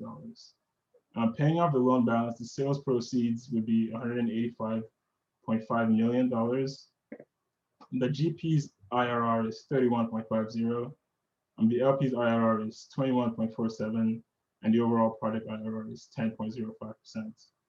In the first year, it's also important to mention stabilized return on cost is 9.50%, about 300 basis points higher than the entry cap rates. Thank you. I will now open the floor for questions, and thanks for listening to my presentation. Thank you, Tochi. Good job. Lisa and Ashley, we're opening it up for questions. Ashley, do you want to go first? I do have questions too, but since I've hogged the time before. That's okay. No, please go ahead. So can you show me your capital stack again?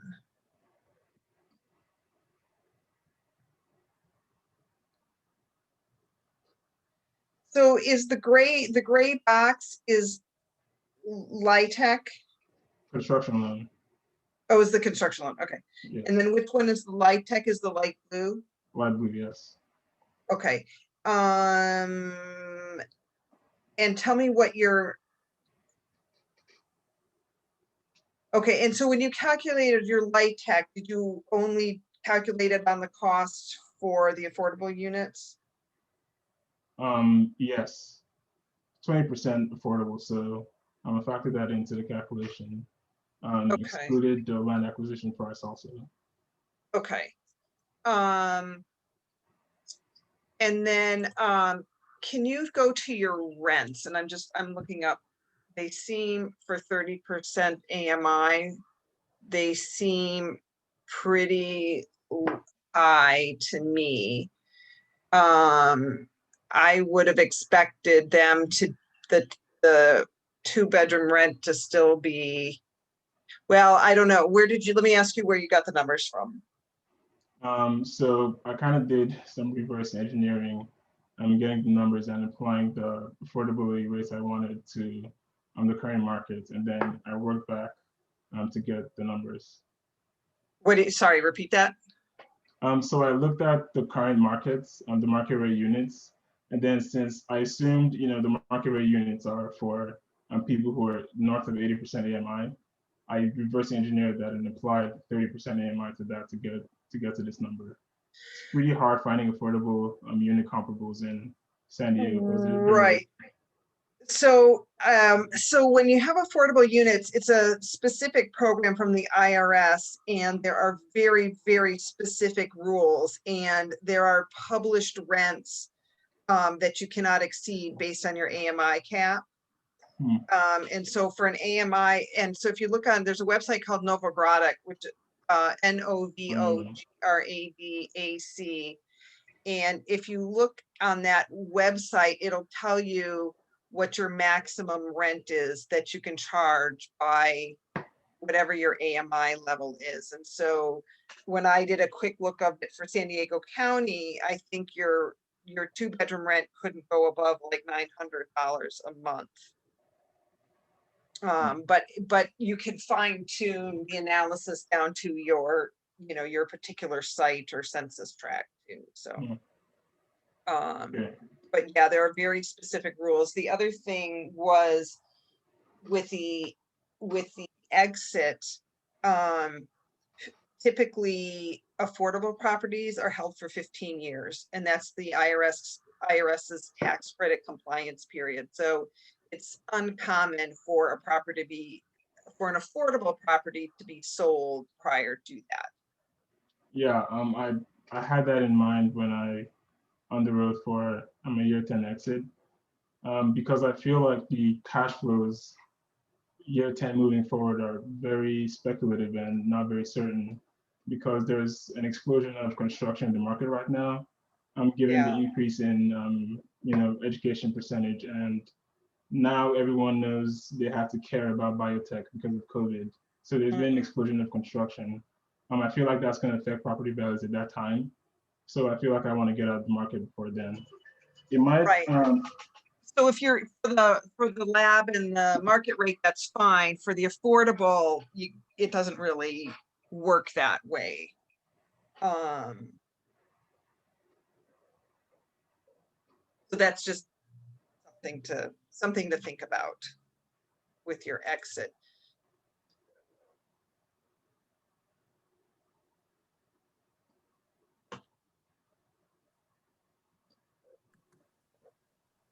Okay, Lisa, do you have more questions? Nope. All right. Ashley? Ochi, Hi, nervous? a little bit. Good. Good job. Thank you. So how well do you know this site? I know it from my computer looking at Google Earth for the last year, but I haven't been to San Diego at all. Well, you could have fooled me. I know the site, so I won't throw you any curveballs. Can you do me a favor? Let's go to your construction costs, please.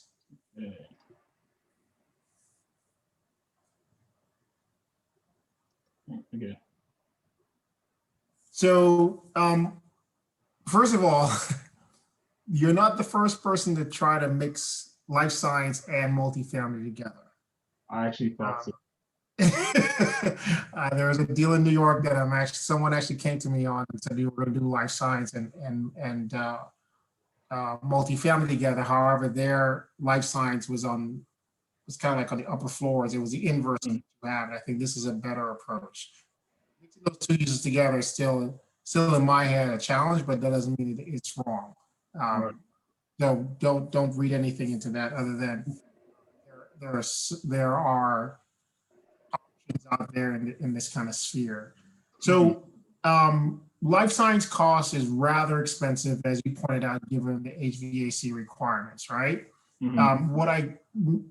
Maybe give me some more color on, you mentioned something, there's a 10% cost premium on the lab space. Was that relative to $300 a foot, or I didn't quite follow? So just maybe explain that a little more to me, please. Right. So looking at the construction costs for concrete frame buildings in San Diego, I added a 10% premium to arrive at $300 per square foot. In fact, Got it. Yeah. Okay. Considering the lab spaces.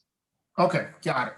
And then on the building itself, do you have separate entrances for the office piece and the resi piece?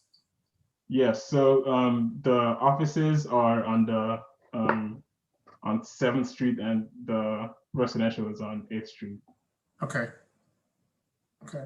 And you answered Lisa's question. I had a question around the live tech financing. I don't know that you're prohibited from selling at your 10-year hold period. So to me, your analysis on selling out at the 10th year was seems smart. But again, the live tech piece may be a governor on when you can exit out. With respect to the different uses, did you give it any consideration? And I don't know if it was in class or anyone has talked about this at all, but did you give any consideration to condominiumizing the multifamily from the life science piece? So basically, if you wanted to sell the life science piece and retain the multifamily, you can do that. Did you guys learn anything about that? Was that a consideration? Oh, that's pretty interesting. I mean, I didn't consider that, but that's great to hear. I mean, I'm assuming I would have had to do a condo structure for financing. Yep. Yeah, Yep. but yeah, so it's kind of like a one package deal. So no, that's why you go to investment committee. Ideas, right? To help you out. Yeah, and let me just add, I think for everybody, that's typically, if you're going to do a mix of incomes like that in a building where it's maybe 20% of the units are affordable, that's actually typically what's done is you're going to put your affordable units in one condominium and finance them separately and sell them separately. And then the rest of your units are going to sell as a separate building. Yeah. And so that's how you get around, it's not that I don't know, I don't usually hear about affordables being sold before year 15, but that's how you would do it. You would sell the rest of your building when you need to sell it, and then. Yeah, I was kind of struggling with that. Yeah, so that's typically how it works. Yeah, so you would run it almost as a separate project. Yeah, and the agencies love that because they can finance it and hold on, provide financing on that.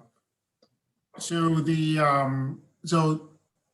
certainly on a go forward basis, if you ever come across something like this again, give some consideration to kind of minimizing the uses. That way you can sell them separately. You can have different tax parcels for them. And in this case, life science today has favored nation status. So selling it at a 6.3 is uber conservative. I know you did it for the whole project, but at a 4, or a 3.5, which is about what happens today, you've basically paid for the entire project. What's your NOI on the life science piece alone? I didn't calculate it separately, but the overall for the first year is about 15 million. It's about 15 million. Yeah. So 3 cap on 15 million. And what's your total project? That's a lot of dollars. What's your total project size? I mean, your total project cost. Total project cost is 161.8 million. Yeah, you've already, that's $500 million. If you just sold the life science alone. It's pretty interesting. This is the math, right? Just on a 3 cap. If you did it a 4 cap, you're probably $100+ million, $125 million in. So you've paid now for your entire project. You've gotten your return on your capital earlier, right? So you cashed out of the deal.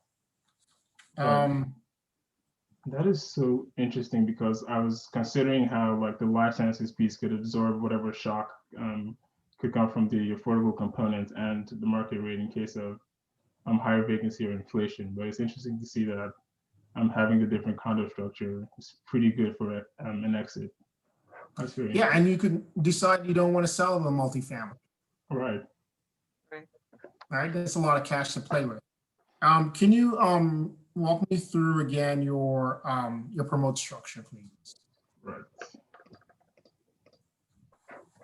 Yes. So I think you said it was an 8 pref, and then I forgot the splits after that. Yeah, 8 pref, and then first hurdle 12%, and then between 8 and 12, the distribution is 75-25, and then before 8 is 90-10. Yeah.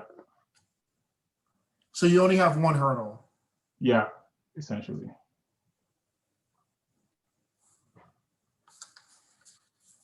Thank you. Thank you.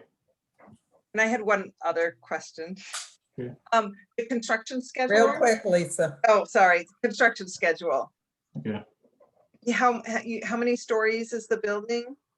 29. And you said it's concrete? Yes. I think I would probably double your construction period. Double. From 14 to 28 months. For 29 floors of concrete and underground parking. It's gonna take a while because you gotta let all that concrete dry. Right. I was looking at the average construction time in San Diego, just construction period for similar building in San Diego. And Okay, maybe that's right then, but I would usually expect it to be a lot longer than that.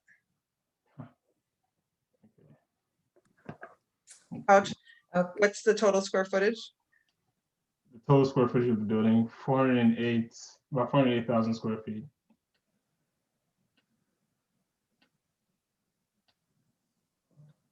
Because it took me 18 months to do a project half that size. Okay, all right, that's fine. That's just something to think about.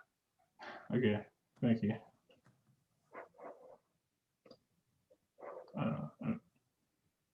Okay, well, thank you, Tochi. Thank you. Good job. And if the judges will score Tochi's presentation, the judges will then go into a breakout room to deliberate, and we will come back. And why don't you, Lisa and Ashley, go on and score let us know when you're done, and then we'll go into the breakout. Okay. And I hope the form that I sent recently works.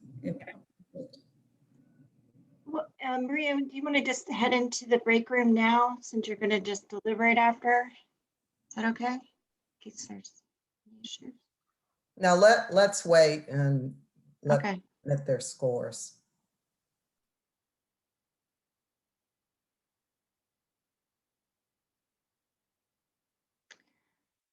Okay, then during the breakout session, we'll take a little break. We ask everybody to get your libation of choice and come back, and we'll just have a little bit of a conversation. I would like to pull up the Tochi's poster.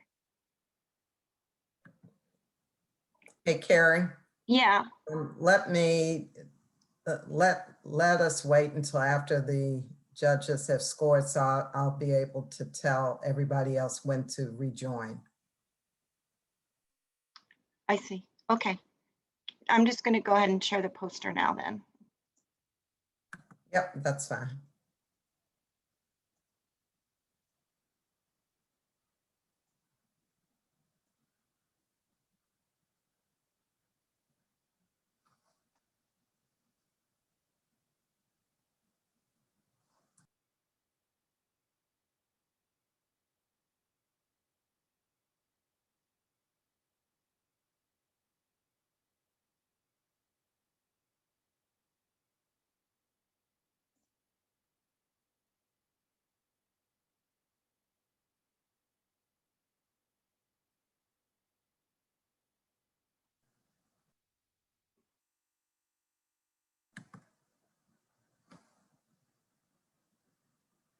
Ashley, looks like you're done scoring.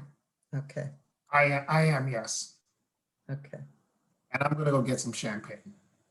All right, wait a minute before you go. We need you to go. Oh, no, I won't, not yet. I'm waiting for Marie.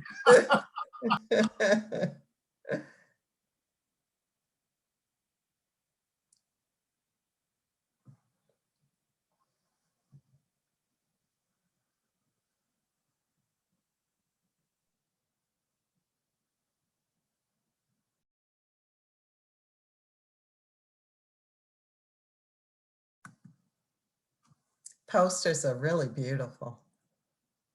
You guys did a wonderful job.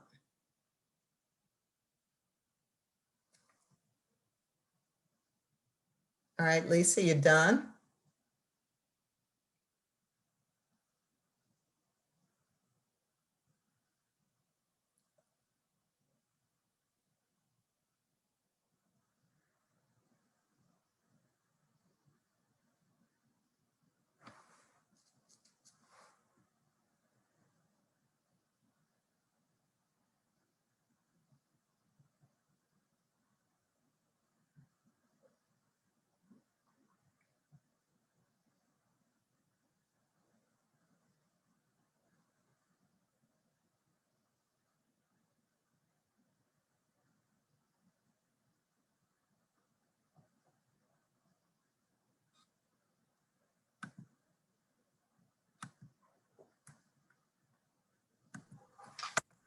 Maybe trying to unmute herself, please.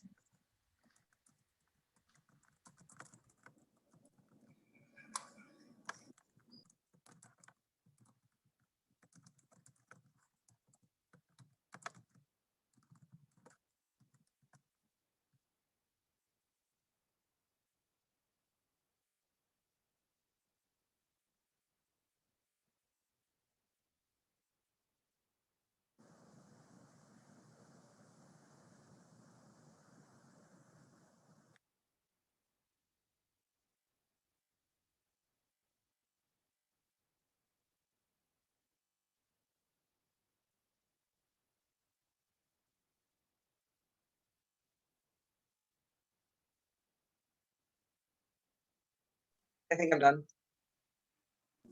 Okay. Great. So Carrie, can you open up the breakout room for the judges? And we'll do that. And then if you all, what time is it now? It's 7:30. If you could meet us back in the main room at 10.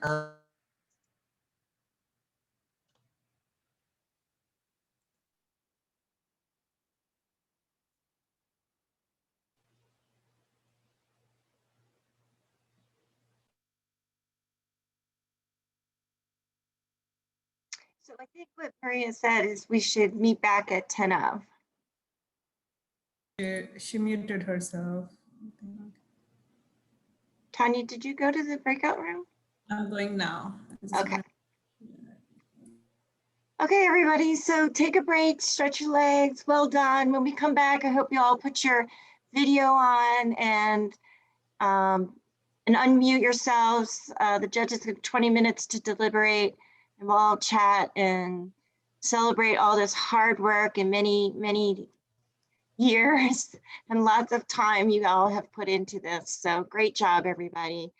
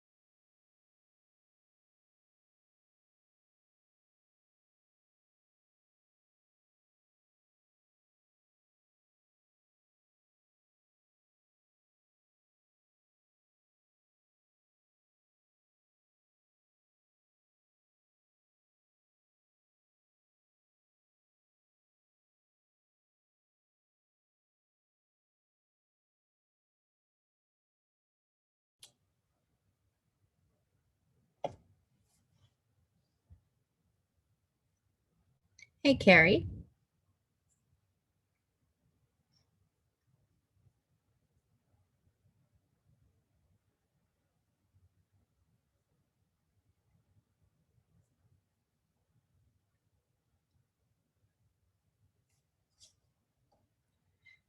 Carrie. We're supposed to be back now, right?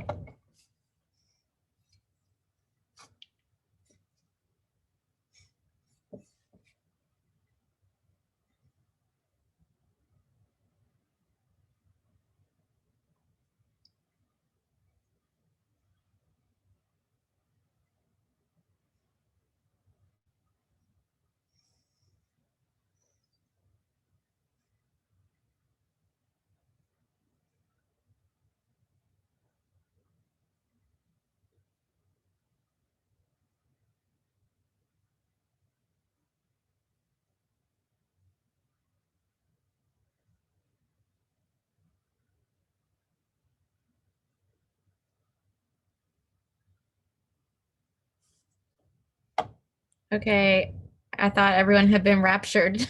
I'm so glad you guys came in. No, we're all here.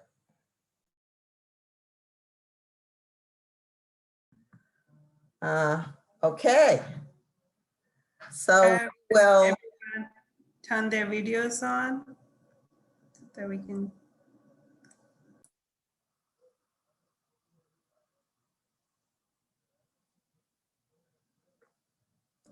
Okay, I think we can go ahead. all right. So, Ashley, are you going to talk about the overall program? Sure. At Lisa decide to do that. Sure. Yeah. So guys, first of all, thank you all for allowing me to be part of this process. This is the first time I've been on the other side, sort of judging graduate students. I've been on the other side of it. I did my own at another school several years ago. Yeah, I think with respect to the presentations and the write-up, I think there's something that me as a professional would like to impart on all of you as you go through your career and you do these kinds of presentations in front of investment committees. Be mindful of the audience that you have, and that executives are already making decisions in their head about what you say and what you present. So try to cadence your presentations to the audience, if you will. And what I mean by that is, there are examples of, here's the deal. For example, it's a multifamily building with 200 units, and we want to buy it, and we think it's worth X, and here's why we think it's worth X relative to the comps that we see. Here's why the rents are that we underwrote and what it looks like relative to the comps. Because every decision maker in investment committee is making a relative value or relative positioning analysis in their head. What am I paying? What did everybody else pay? What's the rents in the building? What's everyone else in the market paying? And so there's always this analysis that's going on. So the best way to get decision makers to make a quick decision on what you're presenting or buy into what you're presenting is to kind of remember that you always want to do sort of a relative positioning piece. The other side of it is give executives the ability to breathe, meaning that give them the opportunity to ask questions. So don't always feel like you need to give them all of the information on everything on a market or everything on a project. You want to give them enough so that they go, okay, so let me peel the onion back a few more times and ask questions. That way they learn, because people naturally like to learn about a deal. So I'll leave you with those two things. The last thing I'll say is, like, I enjoyed every part of everyone's presentation. There are things that I liked about it, including everyone had a focus, whether it was, focus on social impact for the blind, whether it was just a market rate analysis, life science, which is something I'm passionate about as well. I loved all the presentations from that perspective. And I think each of you certainly put in significant time into your work, and it showed in the write-ups, it showed in the presentation you did today, and I'll leave it at that and say thank you all. If you guys, you guys can find me on LinkedIn if you have any questions or want to bounce something off of me, please feel free to do so. But thank you for having me to be part of this process. Great. Thank you, Ashley. And so Lisa, I'm going to turn it over to you so that you can announce the winner of the competition. Which is always an honor and always hard to do. And I just want to first echo what Ashley said, which is I enjoy these presentations. I'm wowed by them. I always learn something new. I'm interested in the construction concept that Andrew was talking about. So they're really great for us to listen to. We enjoy it. I very much enjoyed it. And as you know, the decisions are always hard. We felt that Tochi, Ohakawa, is that how you say your last name? We were particularly impressed by your presentation, and we are awarding you the top prize. A couple things we particularly liked, I think, about your presentation.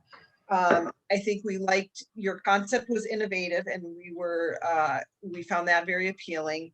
I think in your presentation, you were presenting a lot of information in a short period of time, but I think you really hit you kept it concise and hit the most important points that people, investors, your investment committee, your lenders, that's the information they're going to want to hear. So I think that really hit some big points. And when you answered questions, one thing you did, a couple things that were really great, which was you said, that's really interesting. I didn't know about that, and let me look into it. And so it's, that's what people want to hear. We don't want to hear sort of, excuses or like, somebody making stuff up, which sometimes I've gotten from, people I work with, so I think those were some factors that played into our decision. But everybody had great presentations, and we enjoyed hearing all of them. Thank you. And congratulations. Congratulations, Toshi. Andrew, solid job. Yes. I know the project, and I know the location. We'll tell you that it was certainly, as Lisa said, it was tight, making a judgment between the three of you. I really liked your project. I know it, like I said, I know it very well. I think your presentation for me certainly had all the elements that were important. So I don't want you to think that you didn't do a great job. It was just a tough decision we had to make. And Rachel, for you, we just did our first workforce housing investment in Orlando. And so my alignment with what you were talking about in terms of purpose-driven development just hit home with me. And I think, your work, hopefully, if that's real, I would love to see it get done. And I know, again, you did a great job on that. For us, it was, again, a hard decision between the three of you, but I don't want you to think that your work wasn't well represented. So thank you for all three of you very much. And Toshi, again, congratulations to you. Really good job. And, it was a tough call between the three of you, but, keep it up, all three of you, and congratulations to all three of you, especially you, Toshi. Thank you so much. Appreciate it. Thank you. Does everyone have a libation? Let's give a toast to our three students. You all did a fabulous job. I don't know how you dual degree students do it. You've got so much on your plate, and trying to do your thesis and your capstone. It's phenomenal, the work that you do. And so I wish you much success in the future. And I know you will be successful because you're all hard workers. So cheers to you. All right. Cheers. Congratulations. Here. So I'm going to ask Jessica Jones, who was the mentor for this group, to speak up. I know, Jessica, you can't turn on your video. I know you're not feeling well today, and so I thank you very much for even being here. But if you could just share a few words with us about your students. Thank you, Maria. And I do apologize for not being on video. I had my second COVID vaccine shot yesterday, and it feels like the flu right now. So thank you for understanding. But great job, guys. It's been a long semester. I know you guys worked really hard on getting, not only meeting the requirements of the real estate portion, but also the architecture portion. And we went back and forth a lot. And great job. I really enjoyed watching each of you guys present your final presentation. And you've come a really long way since we started back in January. So good job, and get some rest because I know you need it. And I'm sure I'll run into you guys at some point in the profession. And thank you, Maria and Tanya, always for asking me to do this. I graduated from the program in 2009. I'm aging myself, but it's always great to see how far it has come. So thank you. Thank you, Jessica. Jessica. We appreciate it. So we're going to let the students say a few words, and we're going to go in the order in which they present it. So Rachel, tell us how you're feeling right now. I don't even know. I was going to say, I was just really wowed by your graphics, because I sat there for the first minute going, wow. And then I'm like, okay. And then I was like, there's a lot of material here too. But I was really impressed when you started. It just. I know you're relieved, Rachel. And these students have to do their own designs, like the other real estate students get an architect. So right, it's extra work. it is a lot of work. It's just so great because this was really a passion project for me. So it was really great, like, to just have so much support from you guys the whole semester and just helping me push through to the end. So I'm just stop crying, but I really appreciate you guys. We're really proud of you. Yes. Really great. Yeah. Yeah, like Jessica said, it was a long journey, but yeah, you made it through. Remember from when you started, so really proud of you. And I'm like super proud of Tochi because like that's my road dog, you know. Me and him have done so many projects together and stuff. So like to see him win, that's like the best feeling, you know. So super congrats to you too, Tochi. You worked so hard, like I know you did. So Rachel, are you from that area that you presented on? No, I'm from Clinton, Maryland. I'm from Clinton, Maryland. I was gonna say, like, you know, you did our area proud, but you're from Maryland, so I'll take it. Yeah. Rachel, it's been a pleasure having you in the program, and you can rest now. Yes, much deserving. Thank you so much. Yeah. All right. Andrew, you did a spectacular job. So proud of you. Well, I just want to thank everybody for their help throughout my time here at Maryland. And I'm honestly just surprised this day is actually here. I feel like all I've done the last 3 weeks is sit in this chair and stare at my computer. So it feels good knowing I can wake up tomorrow and I don't have something due immediately. So I'm feeling a lot of relief right now. So Well, here to you. How did you pick the project? I want so one of your apartments, by the way. I want one of those views. So I did a studio project down the river, and I was just on Google Earth exploring that like area because I knew I wanted to do a high rise somewhere. So then I looked and I found this vacant site, and then I did some research and then figured out all these things about it, and then it just kind of what came to life from there. So I actually tried finding information on the actual development that was going on there, and I couldn't find, other than the unit count, I couldn't really find anything on it, and like one render of it. Yeah, actually, the Tishman Spire still has it. They may have sold off a piece of it, but they were trying to. This was years ago. This is probably 5 years ago. They had the entire Greenpoint site on the contract. I think they may have sold off a couple pieces. Okay. But it's a solid. I mean, it's a solid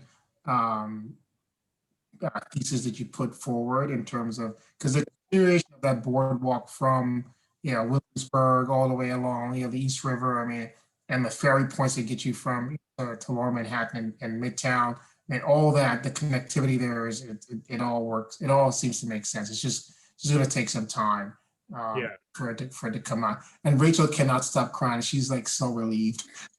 She's like, I am done with this. Totally understand it. Rachel, I wanted to ask you that too. She had to work today. Rachel What's had that? to work today. She what? She had to work today. Oh my goodness, Rachel. Oh goodness. Yes, she's a trooper. Yeah. Rachel, how did you come up with your project? This has really been like, that's what really got me into architecture, like inclusive design. I kind of grew up working with my mom. I started off at 3 as like a language model for her class. She teaches deaf, blind, and hard of hearing toddlers. So like I grew up around the environment. Really interesting. It's just I always saw a disservice, especially about how the built environment was, how I could interact with them as their friend. Like I can't sit next to you in the cafeteria because how the tables are designed. I can't sit with one wheelchair here. There were so many things just growing up that I just wanted to make a change. So that's kind of where I got it here. Keep at it, Rachel. Keep at it. It's going to be, it is real estate and architecture design from a commercial perspective always lags behind. And ADA didn't come about until the 90s, I think it was, or something like that. Right. So keep at it, because one of the things that it translates also into the broader theme of diversity, right? And in terms of how companies are hiring, and to the extent that someone has certain challenges, physical challenges, or whatever it might be, companies will have to adopt working spaces to meet those needs. And to the extent that that happens, or to the extent that continues to increase, not happens, but continues to increase, what you're talking about becomes far more prevalent than sort of, oh, by the way, we need to do this. Exactly. It becomes exactly. Oh, yeah, it's just afterthought. Yeah. I also get it's too expensive. Why do this when you can do this? Feasibility over just humanity is just something that I think has to change in this industry. And that's really what I want to push later down the line, Really good mission-driven project. And, that's what we're all about in this school, right? Right. So Tochi, what do you have to say? Major thank you to you, Maria, Tanya, and Jessica. You've been very tolerant of my irresponsibility throughout the semester, and in the past I haven't been the best student, but you've been very helpful and tolerant.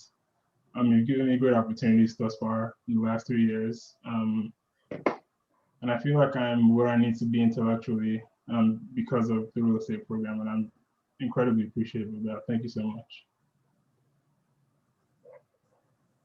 Thank you, Tochi. And thank you all. You've been wonderful and such great assets to the program and to the school.